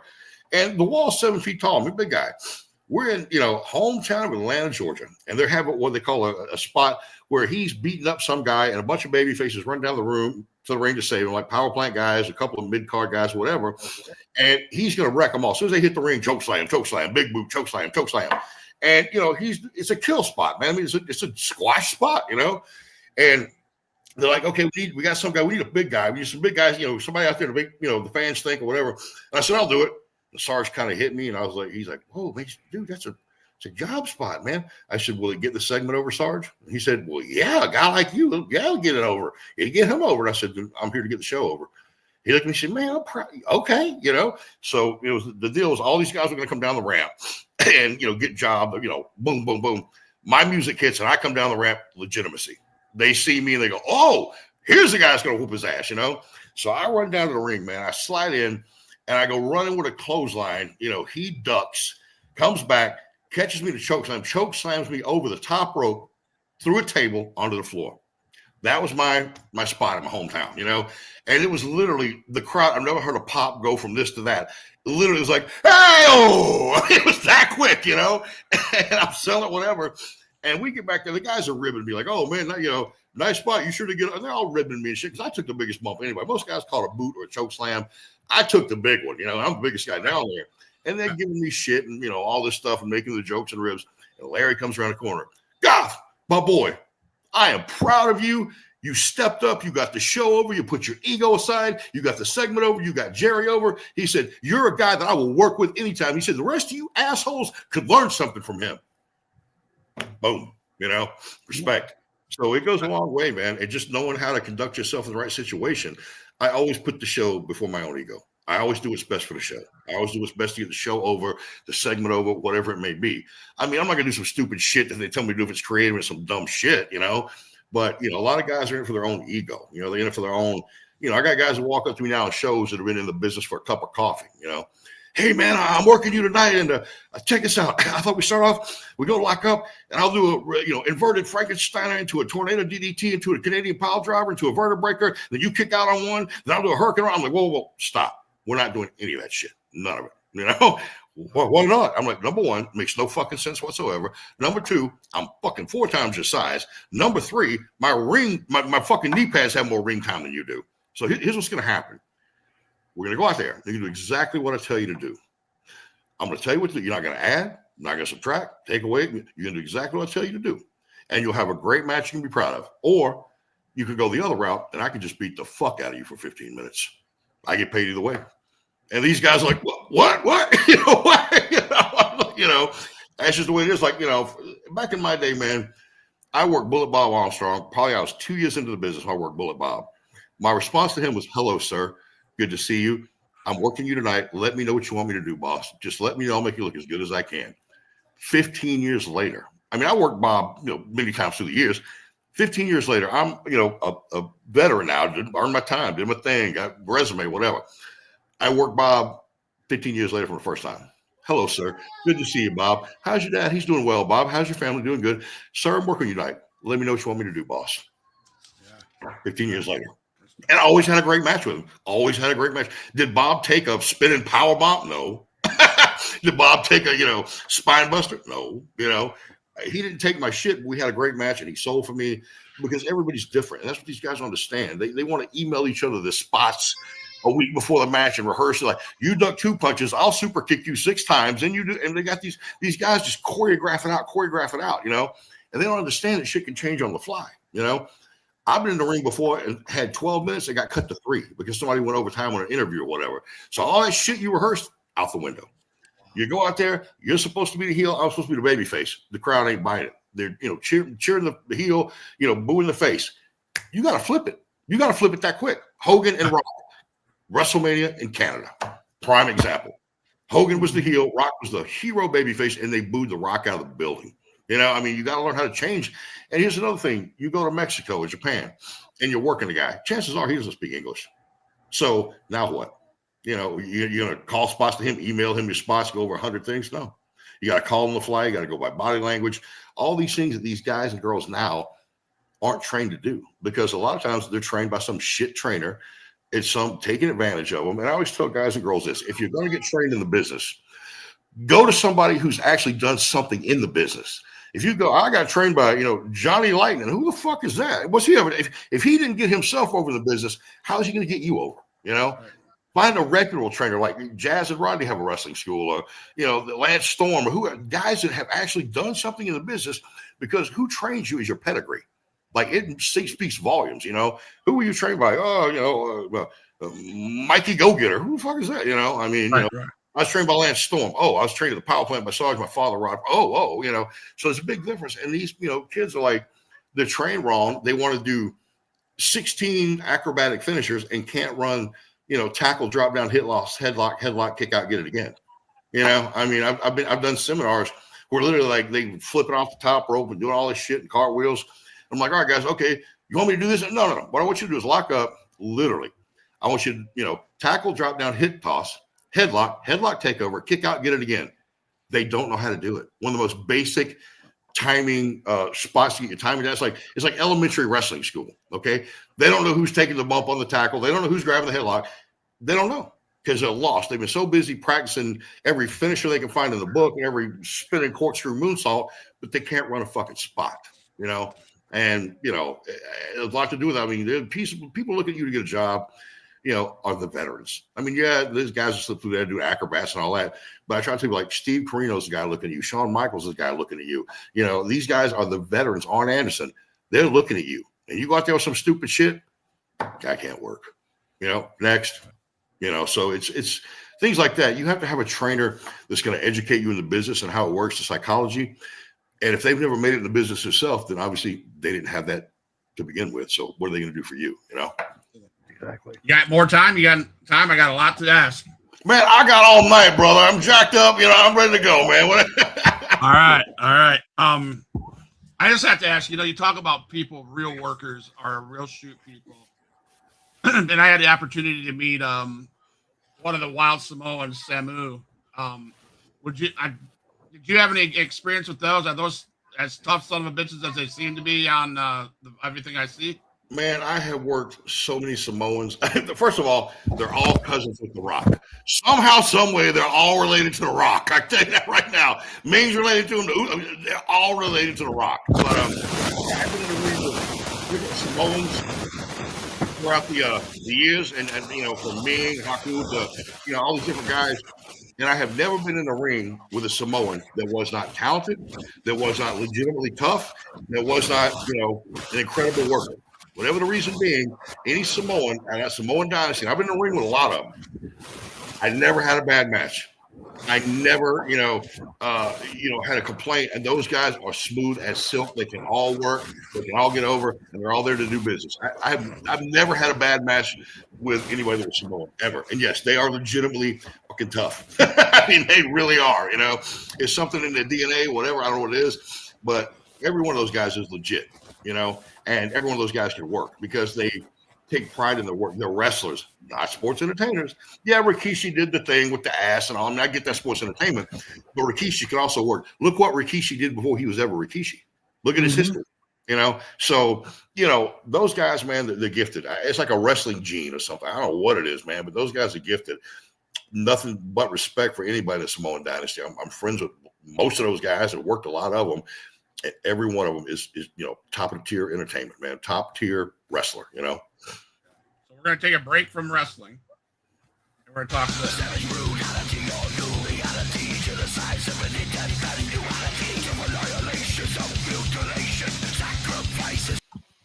Shotgun Savior time. Yeah, man. All right. I have to give it to you, man. I know this is what you've been wanting to talk about. I have a feeling. Oh, man, I talk about anything, man. Shotgun Savior is my band. We are a heavy metal band from New Orleans, Louisiana, by way of Atlanta, Georgia. And how this came to be, as I mentioned before, I was in hair bands. I was, a band guy forever before I got into wrestling.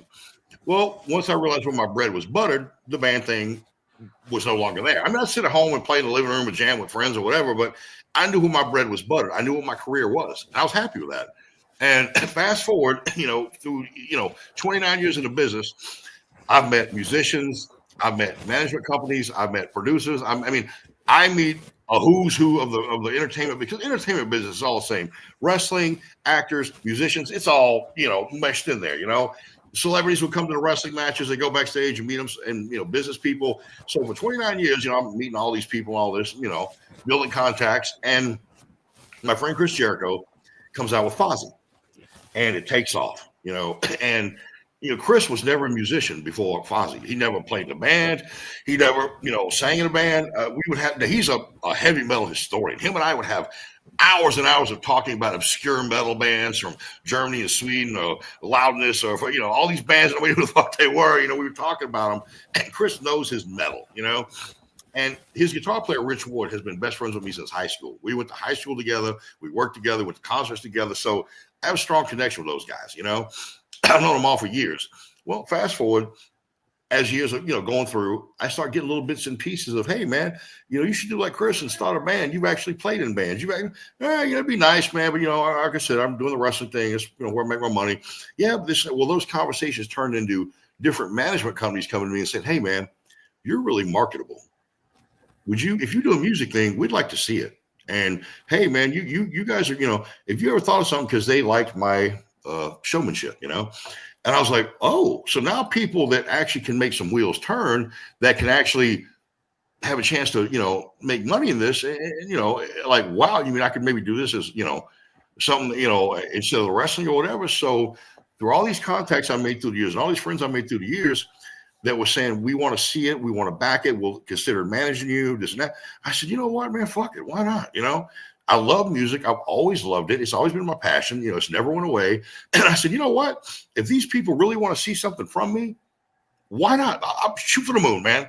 And, I put together Shotgun Savior. And it was, it started off, man. I mean, it was a long, hard road, man. It was not, being in a band is not easy. You got to find other guys you get along with. You can play. It's very hard, It's like a 4-way marriage or a 5-way marriage. I mean, it's really hard, So I met this guy.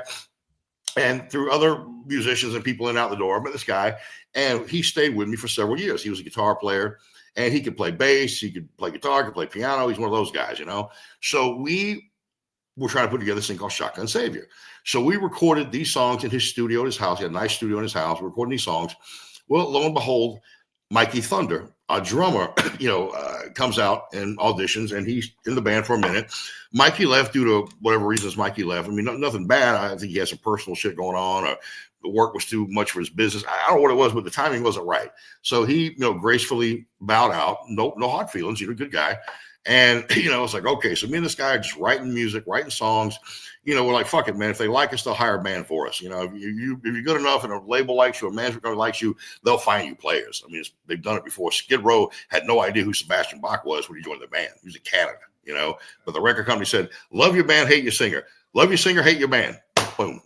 So it's one of those things. So I knew being in the business, that wouldn't be a problem. So we're doing this or whatever. And we're going along, and other than recording and writing songs, we're really not having luck with band members, because people aren't, once again, how bad do you want? Well, I don't want to drive 45 minutes to practice. You mean you want to practice 3 nights a week? Whiny ass, how bad you fucking want it? Nobody wants to pay the price, man. Everybody wants to be a fucking rock star sitting at home on the couch. It ain't going to happen. So I've got that work ethic from wrestling, and nobody wants to put in the work. Nobody. So we're having a hard time finding other members. So we said, fuck it. Between the two of us, we'll use a drum machine. You play the bass and the guitar.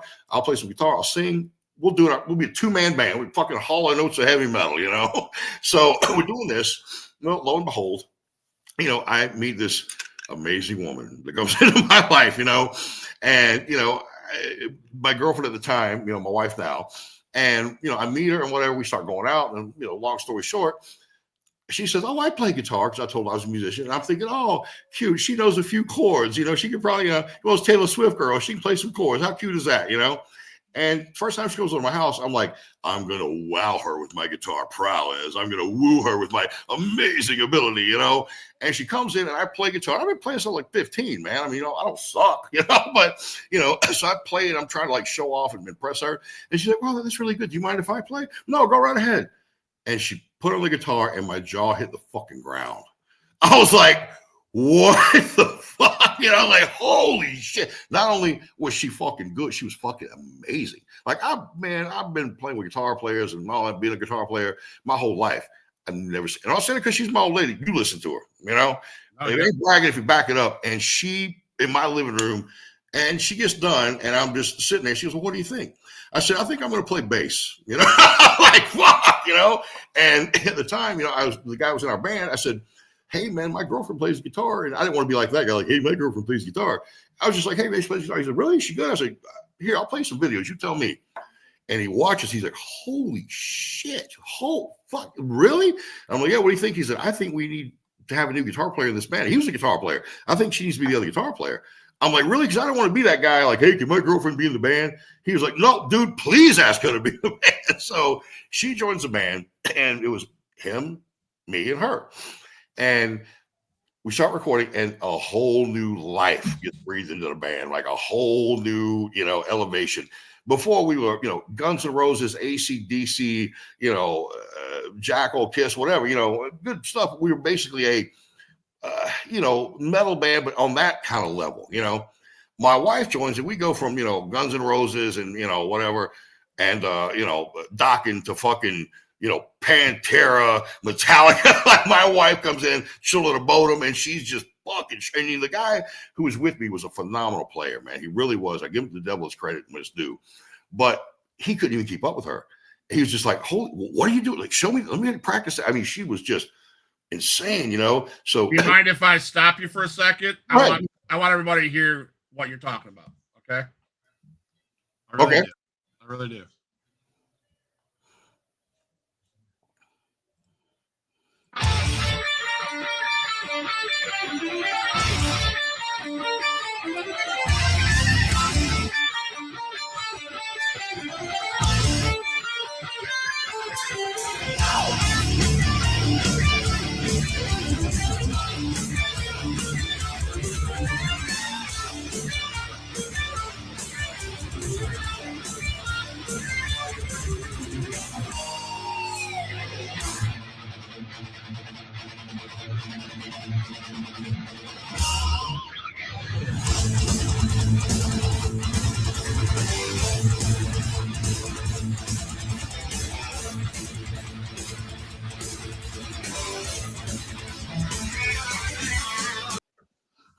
That is my amazing wifey, lead guitar player for Shotgun Savior, Willow Manson. That's her, man. That is incredible. Dude, I mean, like I said, man, people, it's hard, you know, people understand like, "Oh, he's putting her over because that's her." No, you know, so she joins the band, and, you know, lo and behold, you know, this guy that was with us before left. You know, it just wasn't something he was, once again, how bad do you want it? He didn't want to commit to the full ride. We started talking about going out on tour, doing this and that. He wasn't ready to make that big step. And through the years, I made really good friends with a lot of guys in the music business. I'm good friends with Zach Wild, who I love Zach to death. We've been friends for years, you know. And I'm really good friends with all the guys in Crowbar, Kirk and Matt, and all those guys in Crowbar, like super good friends with them, you know, Fozzy, whoever. And the first time I showed Kirk, my wife, he literally went, "Holy shit, is that really her?" I'm like, "That's really her, Kirk." He's like, "Are you fucking kidding me?" I'm like, "No." He's like, "Bro, I've been friends with you for decades. I played with them all. I played with Dime. I played with Zach." He's like, you know, he's in Crowbar and down with Phil from Pantera. I mean, he's seen him and played with them all, man, you know. And Kirk himself is a freaking phenomenal guitar player. He said, "Bro, that girl is a prodigy. Holy shit. She's like Dimebag." And I was like, "Wow," you know, and, you know, like, holy shit, you know. And I showed a video to Zach, and Zach's like, he calls her the Shredder now. Like, he's like, "Holy shit, we're Shredder." He's like, "Hey, how's the Shredder? What's up with the Shredder?" You know, and for guys like that to acknowledge her that are the best of the best of the best, you know, and anybody who sees her, man, it's just like, you know, it ain't me bragging of like, because I'm putting my wife over, man. She backs it up with talent. You know, she is something special. And, you know, we go to Guitar Center, man. Funny little quick story. I plug in and play. 2 or 3 people, "Hey, man, you're pretty good. That's some cool stuff." I'm like, you know, 2 or 3 people. She starts playing. They're coming in from the fucking warehouse. They're pulling out their video phones. I mean, I'm her opening act, you know, I mean, pretty much, you know. And she joins, and we just, you know, just took on a whole new life, man, a whole new version of the band. Well, lo and behold, Mikey Thunder comes back into play. He reaches out to me and says, "Hey, man, I've seen what you're doing. You're out there trying to put the band together. I've heard the songs. I want to be a part of it." I said, "Okay, man, if you come back." I literally told him this. I said, "I know you left the first time because it wasn't the right timing or whatever." I said, but this is a serious thing, man. I'm doing, an EPK, digital promotional kit, for all these different people, management companies, label companies. Like, this is serious, man. This ain't just fucking guys jamming in a garage. If you come back and we work you in and you learn the songs and you bail out on me, I said, I'll kick the shit out of you. I love you, but fuck you. If you leave, I will beat your ass. And he's like, no, man, I'm in. And true to his name, Mikey has promoted this band. He's a promotion machine. He's brought so much attention to us. He is aces. Plus, he's a John Bonham, beat the shit out of the drums kind of guy. So we're missing the last factor, the bass player. I don't want to play bass. I can, but I don't want to play bass because I want to run around, jump off shit, burn shit. I want to be the front man. I don't want to be tied down to it. I play rhythm guitar when my wife lets me, and I play slide guitar because she doesn't play that. And other than that, I want to be a front man, entertain. And we found a bass player, Sean McMaster, and this guy is, he was playing in different bands, Voltage Head and Metallica tribute band, and this and that. And the guy's a phenomenal bass player, man. Geezer Butler, Steve Harris style. And we added the missing piece to the puzzle, man. And since then, we have been kicking ass and taking names. I'm so thankful. We have blown up, man. Fans, we've got over 1,000 followers on Facebook. We've got, all these different numbers on, TikTok and Instagram, and all these amazing numbers. And I'm so thankful. We have taken off like wildfire. To begin, the fan base was wrestling fans. Love them. They're very loyal. If they like you, if you write a cookbook, they'll buy it. And I love them for that. So originally this was just wrestling fans that love the band. Well, it grew and grew and grew and grew. And now, with the point to where we're getting out there on all kinds of podcasts and radio stations and this and that, it's blowing up, man. I could not be happier. We've been very fortunate to have the response we've had. And now we're in the process. We've got 2 videos, God of Thunder, which is a Kiss remake. And we've got Savage Brutality, which you were playing on the show. And our YouTube channel, it's got all our songs, even if they're a picture of it, has a picture, but it plays the whole song. We got 12, 13 songs up on YouTube. We've got a bunch of promos I've done, my wife has done on YouTube. Our 2 videos are on YouTube. We also have Facebook, Shotgun Savior. And, it's just blowing up, man. We're talking to different people. And so we're doing the demo, for lack of better words. And when that's complete, everybody that ever said, hey, man, if you do something, I want to see it. I want to hear it. I want to do it. You got it. I was years ago in Atlanta, I was in a band called Hallows Eve. They were a thrash band in Atlanta, had a record deal on Metal Blade Records. Now, I was not the original singer. I came in after the original singer, but they were still on the contract with Metal Blade. I got to meet Brian Slagle, who owns Metal Blade. They got Slayer on their, roster. They got, Gore. All, some big bands on their roster. And I called, Brian up and I said, hey, man, a long time to see. I'm doing a music thing. We've always got along, et cetera, et cetera. And I sent him the video for God of Thunder. And he was like, wow. He's like, what are you doing? I said, well, I'm trying to get together, a digital press kit. He said, when you do, send me the first one. Okay. He's like, your band, is great. And I talked to Kirk, and Kirk's been my friend for years from Crowbar. He's not going to blow smoke up my ass. He said, he said, bro, if it sucked, I'd be like, hey, man, as long as you're having fun, but he's already said, man, come on the road with us, do some dates with us when you're ready. Your band is awesome. I love the way you sing. Your wife is incredible. Zach, everybody has been so positive and so, reassuring. These are people in the business that aren't going to tell you what you want to hear, not to hurt your fucking feelings. They don't care. It's a business, like wrestling. And now that we actually it's come full circle, and I have the chance to actually have a career in music, it's like a dream come true, man. I have achieved MMA, I've achieved wrestling. Now I get to go back to where it all started with music, and it's phenomenal, man. I have the greatest band. I have the greatest musical and life partner. Shotgun Savior is blowing up, man. I always say, we're the, the soundtrack to the revolution, because we're not just a band. And I tell people this, we don't have fans, we have family. That's the way we look at it. We don't care what your religious preferences are or lack thereof. I don't care what side of the fence you're on politically. I don't care if you're gay, straight, but I don't care. None of that matters. We accept everyone. We accept everyone with open arms to embrace the music. We're trying to put the human mojo back into music, man. So many things are auto-tune and processed cheese whiz, and the guys in the band don't even see each other when they're recording albums. They'll mail in their tracks or whatever. We're trying to go old school, man. When the Eagles recorded Hotel California, they recorded that song live. They did 6 takes and they took the best one. And that's what we're trying to, that human element. Now, Stairway to Heaven, when Jimmy Page kind of slides his finger across the strings, you hear that kind of scraping noise, they would edit that out today. They'd be, oh, no, but that's those little nuances is what makes it, the human spirit, man. And we're trying to do the like Black Label Society does it, Zach, with his, the Atlanta chapter, Detroit chapter. It's all chapters, Motorcycle clubs have been doing it for years. They have different chapters in different states.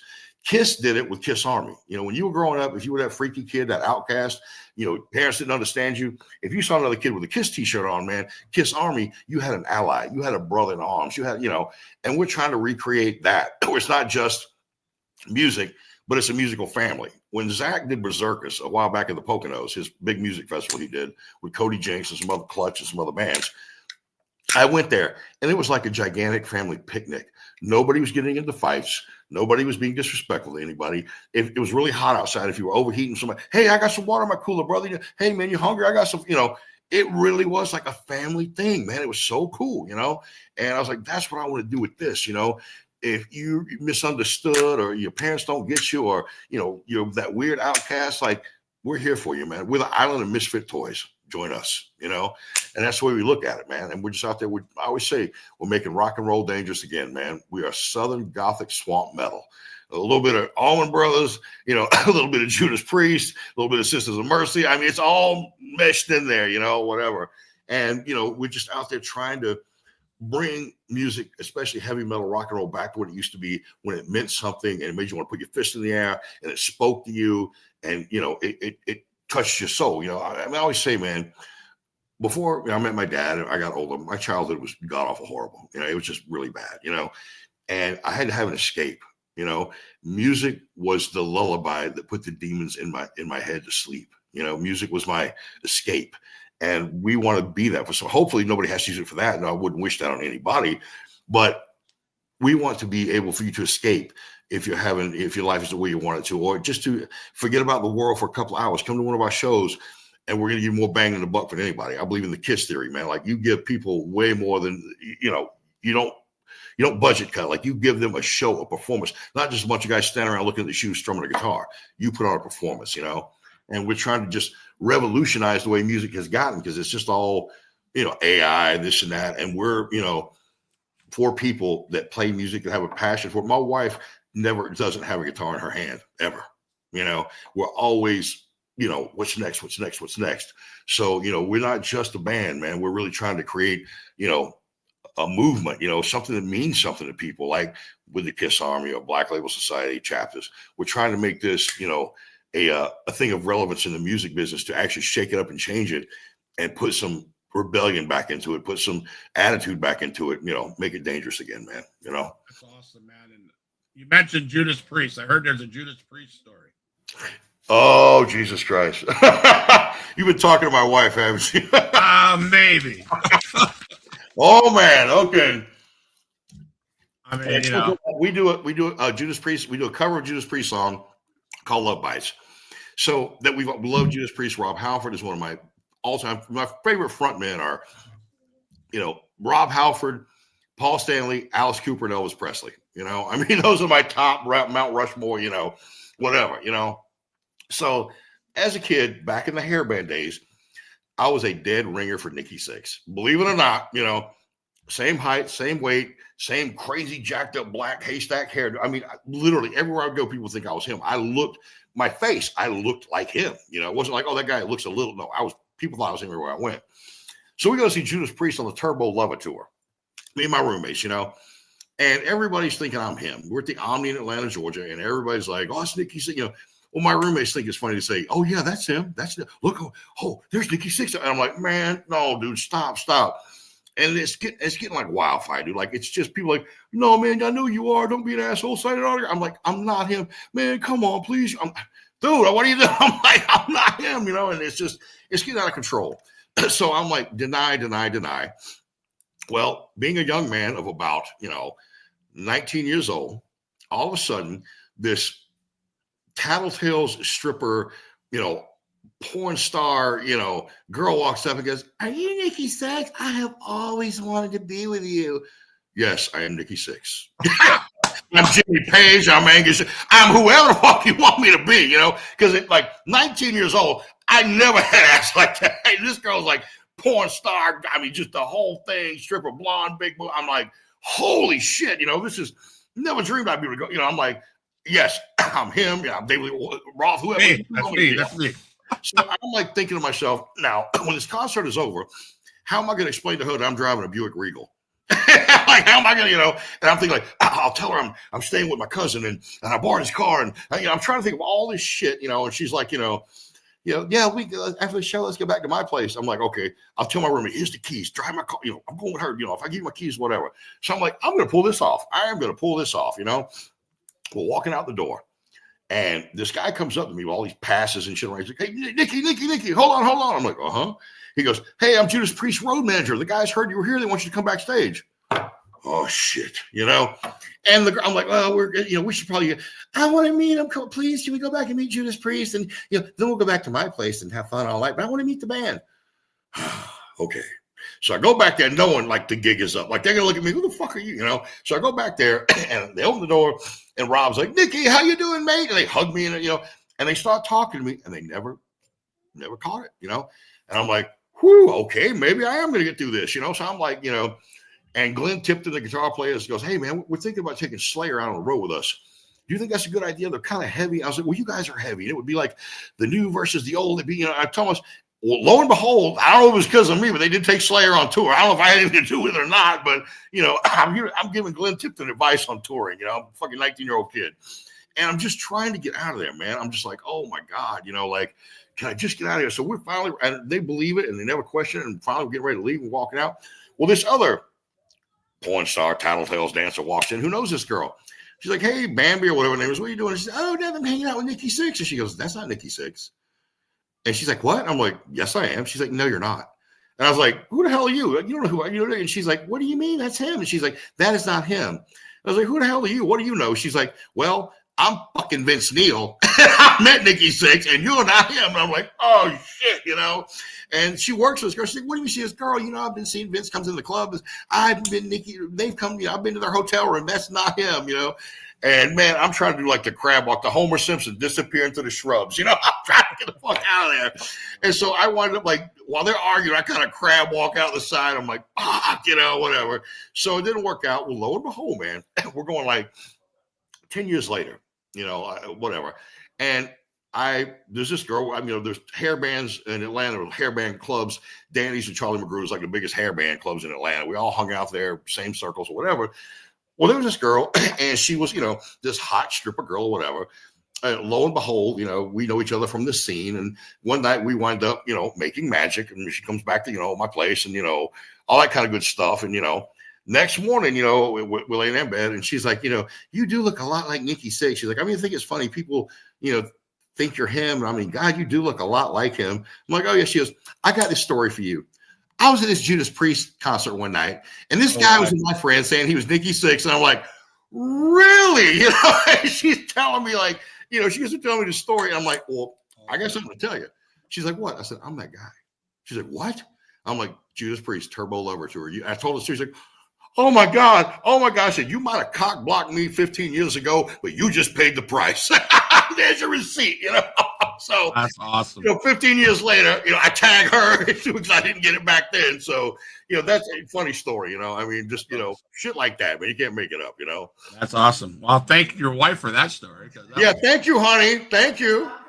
That's entertaining. That was the most entertaining story I've heard all night. Oh man, my life between rocking and wrestling, the adult entertainment.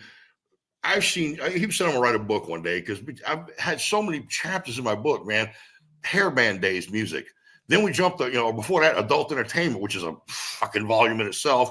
Then the hairbands, then wrestling, then back to the band. It's so many chapters that I've been so fortunate to do and see things, and that most people will never have the opportunity to do, man. And people say they go to Japan. That's I'll never forget that. It's one of those things where my life has afforded me a lot of things, experiences that normal people probably would not have, and it ain't all been good, it ain't all been bad. There's been some times like, holy shit, and there's been some times like, man, this is awesome. And people, in the wrestling business, like there are very few people that make it to the level of Hulk Hogan and The Rock. That is like 1%, man. Very few people. And I always tell people, like, man, I might not have been on top of the mountain, but the summit I was standing on, view was pretty fucking good, Yeah, absolutely. So I'm gonna finish the show with some like real quick shoot questions. Sure, love But to. I want to ask you this. I would like to invite you and your wife on a different podcast, another podcast, Absolutely. and talk about Shotgun Savior and the world of music. Set aside from, and I have no clue on music, so it's going to be entertaining for me to listen to you. Man, we would love to. We'd absolutely thank you so much. We'd absolutely love to. She does all the music podcasts with me. She's my partner in crime. She's my, I would love to hear you guys. I'd love to sit down with you guys. Yeah, she's got some stories too, and she's got her own thing that she brings to the table. And and I always tell people, like, the thing with us is with Shotgun Savior, we're so this. First of all, not trying to put myself over. There's nobody like me. There's just not. Not what I bring to the table. And you're never ever going to go wrong with a hot chick that plays guitar in a band. It's never going to not go over ever. Not. Yeah, we ought to have 1 million views. Oh man, she does, like, I'll do a promo video. Oh, you get 3,000 views for your promo. Okay, she does a guitar thing at 27,000 views. Right. Ridiculous, man. Right. But I get it. I'm thankful for, man. She writes. We write all the music. I do all the lyrics. I'm not saying that Mikey and Sean don't contribute musically, but generally, like, we'll come up with the foundation of a song, the chords, this and that. And I'll come up with lyrics. We'll take it to those guys. Mikey adds his touch. Sean adds his touch. We all do it together. It's musically, we all do it. But I do the lyrics. But initially, it starts with her and I writing the song. She's my musical partner. She's my partner in life. And at first, man, I was worried. I'm like, oh, shit, is this going to be a Buckingham Nicks kind of thing? Oh, fuck. Because it's hard, man. I mean, hard enough in a relationship. You put a working relationship and a relationship in the same thing, man. Oh, fuck, But, we butted heads and it was, a lot, it was like, someone like, is this going to work, And we persevered through it and we understood each other. And somehow during all that, boom, lightning in a bottle. And we just started clicking and writing songs and writing music. And so I'm very, very fortunate to have her not only as a partner in life, but a musical partner as well. I mean, I'm very fortunate. All the guys in my band are top tier talent. I'm very lucky to play with such amazing musicians. Bill, do you need to go? You need to go, Bill? I think Bill's going to exit stage left. Do you need to take off? Yeah, I got to go get my dad from work. All right, man. We'll see you next Wednesday. Oh, man, thank you, brother. It's a pleasure. Thank you so much. Thank you. Great stories, man. I'll catch you guys Thank soon. you, brother. Thank you so much. Have a good night, guys. You too, man. Good night, brother. Peace out. Peace out. So I got several just quick questions for you. Yeah, man. I got all night, brother. Go right ahead. What's the worst piece of advice you ever got? Worst piece of advice. Don't get in the wrestling business. You'll never make it. You're not big enough. You're getting too much of a late start. Guys out there are better than you. Like, don't waste your time with wrestling. You'll never make it. Okay. Who's the closest friend in the industry? Closest friend, what? In the industry, in the business today. Wrestling and music. Wrestling. Closest friend, man, probably my partner Rage. I mean, from Dominion. I mean, Rage is my partner. He's a great guy. So in the business, definitely my partner, Rage, man. Absolutely my best friend in the business. What about in the musical business? Kirk from Crowbar. I love Zach. We're good friends. I've got a lot of friends in the music business. Ed Rowland from Collective Soul and Rich from Fozzy and all that. I mean, I've got a lot of friends in the music business. I love them all. But Kirk and I are really close, like twin brothers of different mothers. We met in New Orleans, where I'm from. I was down there training to wrestle. And he was in the French Quarter, and I saw him. I'm being a music guy. I'm like, hey, man, can I ask you a question? He's like, yeah. Are you singing for Crowbar? He's like, guilty as charged. And we started talking. From that day, we have had a friendship that has lasted decades, and Kurt has been the biggest supporter of our band. He's willing to open doors for us and help us out. So best friend in music, Kirk Weinstein from Crowbar, without a doubt. That was a trick question, man. Okay. You should have said Willow Medulla. Well, she's my boss. There's a difference. If Kurt's my friend, she's my boss. Big difference there. There's a big difference. Your Mount Rushmore of wrestlers. That's 4 guys, right? I'm trying to. Okay, Mount Rushmore. Undertaker, Road Warrior Animal, my father, and Bruiser Brody. All right, good deal. What's the best arena you've ever worked in? Man, Phillips Arena in Atlanta, Georgia tonight. Bill Goldberg versus Hulk Hogan for the title. I had a dark match, 60,000 people, And by that time, I'd worked my way up. The people knew who I was. Back then, it was different, man. Power plant. It wasn't like NXT now. We're on TV. You were a power plant guy. You did dark matches. You did house shows. If you got on the main roster, it was a slow. They would take a group of power plant guys. Okay, let's push the first group through to see who sinks and who swims. Okay, when we filter that out, how many guys made it, how many guys didn't, let's do the next group. So it was different. Like you had to earn your stripes for house shows and dark matches. That was what you did, until you got, bumped up on the main roster. Then you started off doing, slowly. It was a slow build like it is now when NXT's got TV. And it was just, I walk out there, man, and I had been there long enough that people knew who I was. And plus, I'm in my hometown or whatever. And I'm doing singles at the time. This was before, I left Inc., the tag team, and was just doing the Cowboy from Hell, Goth Black, and walked out, man. And 60,000 people went ape shit crazy. As soon as my music hit, I come out to Savage Brutality, but before then I came out to Metallica, For Whom the Bell Tolls. And as soon, I'm like, are they even going to know who, what are they, how are they going to react? Are they going to be into it? Are they going to, and you go, gong. And just the roof came off, and I'm like, I walk out, man, and I'm walking down the ramp and I'm looking at 60,000 people, man, that are just ape shit going crazy. I remember thinking to myself, so this is what it's like to be Metallica. Just like it was higher than any drug will take you, higher than any alcohol. I mean, it was an adrenaline high and a feeling that you cannot compare to anything. It just, there's no way to describe it other than it's amazing. It's phenomenal. I've wrestled in a lot of arenas in front of a lot of people, but that night in my hometown, the reaction I got from the crowd, and that was one of the biggest crowds at any wrestling event because of Hogan versus Goldberg, and to have that, I was like, okay, top of the mountain, man. It's going to be hard pressed to beat this one. Were you in WCW around NWO? I worked with all those guys, man, but they were, they're top guys, man. I'm a power plant guy trying to, climb up the ladder, man. But I was there when the NWO was peaking. I was there when Diamond Dallas was doing his thing, NWO, Ric Flair, Benoit, all those guys. I mean, Guerrero. I mean, I was there during that time. I was there for the last 3.5 years it was open. Sting, all those guys. So I was there, what I consider to be the heyday, the pinnacle of WCW. I was there, And that was my favorite time in wrestling when Hogan came down at Daytona Beach, man. Yeah, not because I was on the contract. I mean, I love getting paid well, but just to me, it was the best time. Things were different then. The way things were done were different. I made a buku of money in WCW, man, and they treated me well. And Eric Bischoff, I still talk to. I love him, man. Best boss I ever worked for in wrestling. So it was my favorite time, not only as a wrestler, but as a wrestling fan. It was my favorite time. Larry Zbyszko was on the show 6 months ago. That guy is funny as hell. Man, I love Larry. Larry's one of the guys, like I said, man, he gave me the rub. He came back there for the locker room. I don't know what you assholes are laughing about. You need, I got respect for you. You wrestling. I mean, he buried the guys, and he walked away. And I'm like, what? No jokes? No ribbon? What? Right. So yeah, and I got to be really good friends with Larry. I mean, I enjoy his company. He tells great stories. He's done so much in the business. I love Larry. Great guy. Chair shot or stepping on Legos? What's that now? Would you rather get a chair shot or step on Legos?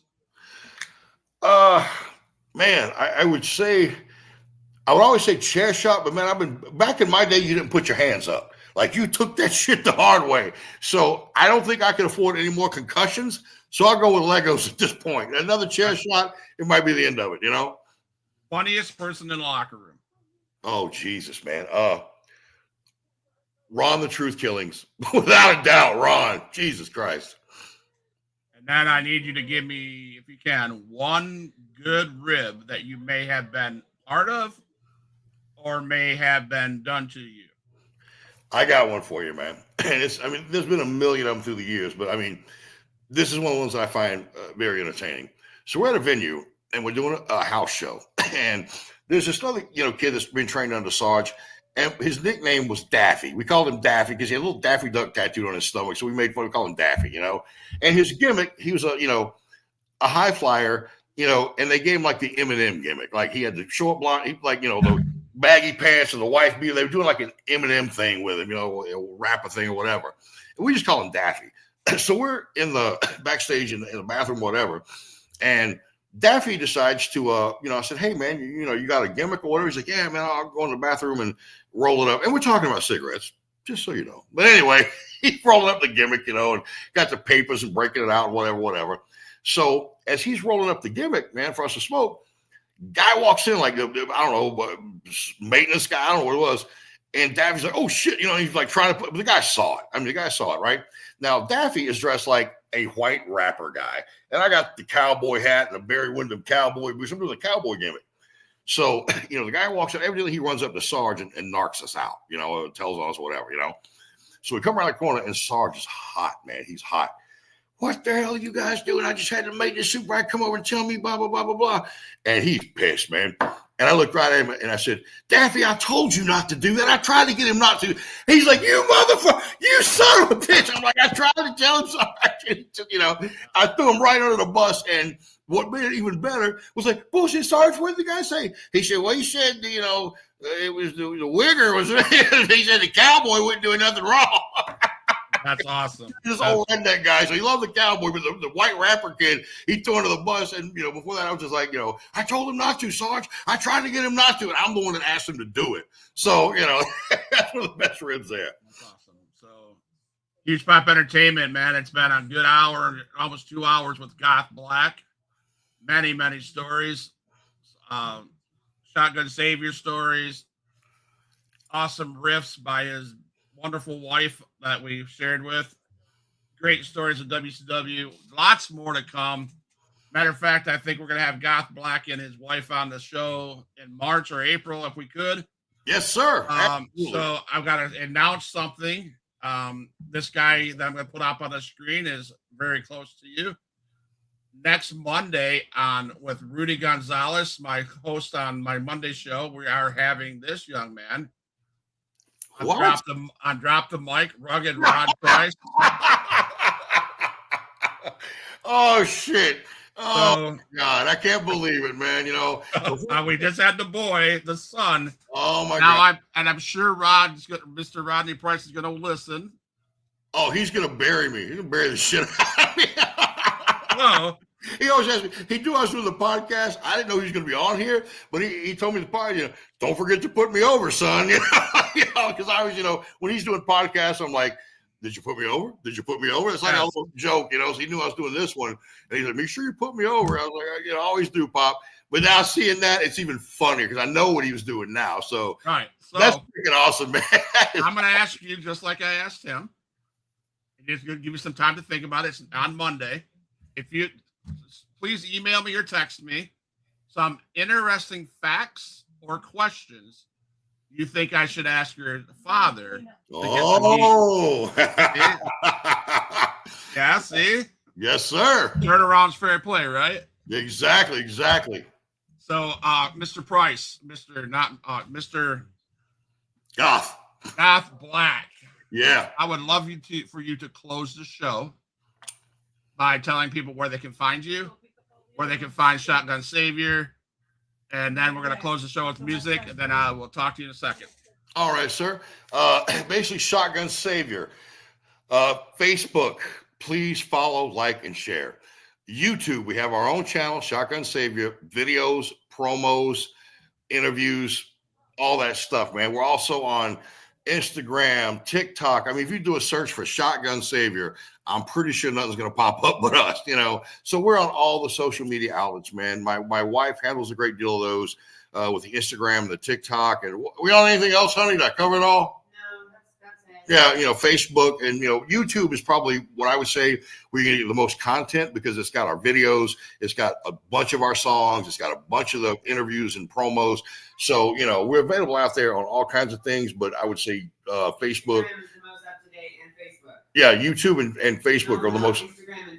Instagram and Facebook. I'm sorry, my wife's correcting me. All right, sorry. But anyway, so any of those, yeah. I mean, that's where, YouTube is where you're going to find the most music. Instagram's out there. Facebook's out there. TikTok, all of that, man. Awesome. So it's Goth Black. WCW. Well, the guy who sings for Shotgun Savior, everybody gets us confused. His name is Brody Manson, and his wife is Willow Manson. People get us confused all the time. All right. So the singer for Shotgun Savior looks just like me. His name is Brody Manson. His wife is Willow Manson. Crazy how people always get us, Crazy. It's crazy. That's how, I mean, Nikki Sixx. I mean, we did right. that. I mean, Brody is a talented, good-looking guy, man. So I understand, but people always get us confused, man. I don't know, man. Well, thank you very much, Goth Black, for coming on the show. Please don't go anywhere. I want to talk to you after off camera. So Yeah, thank man. you again for your thank you, your wonderful wife, for helping us set this up. Thank you, sir. Appreciate Thank it. you. And this has been a huge Pop Entertainment on Drop the Mic. We love you guys. It's Goth Black. Savage brutality or new reality.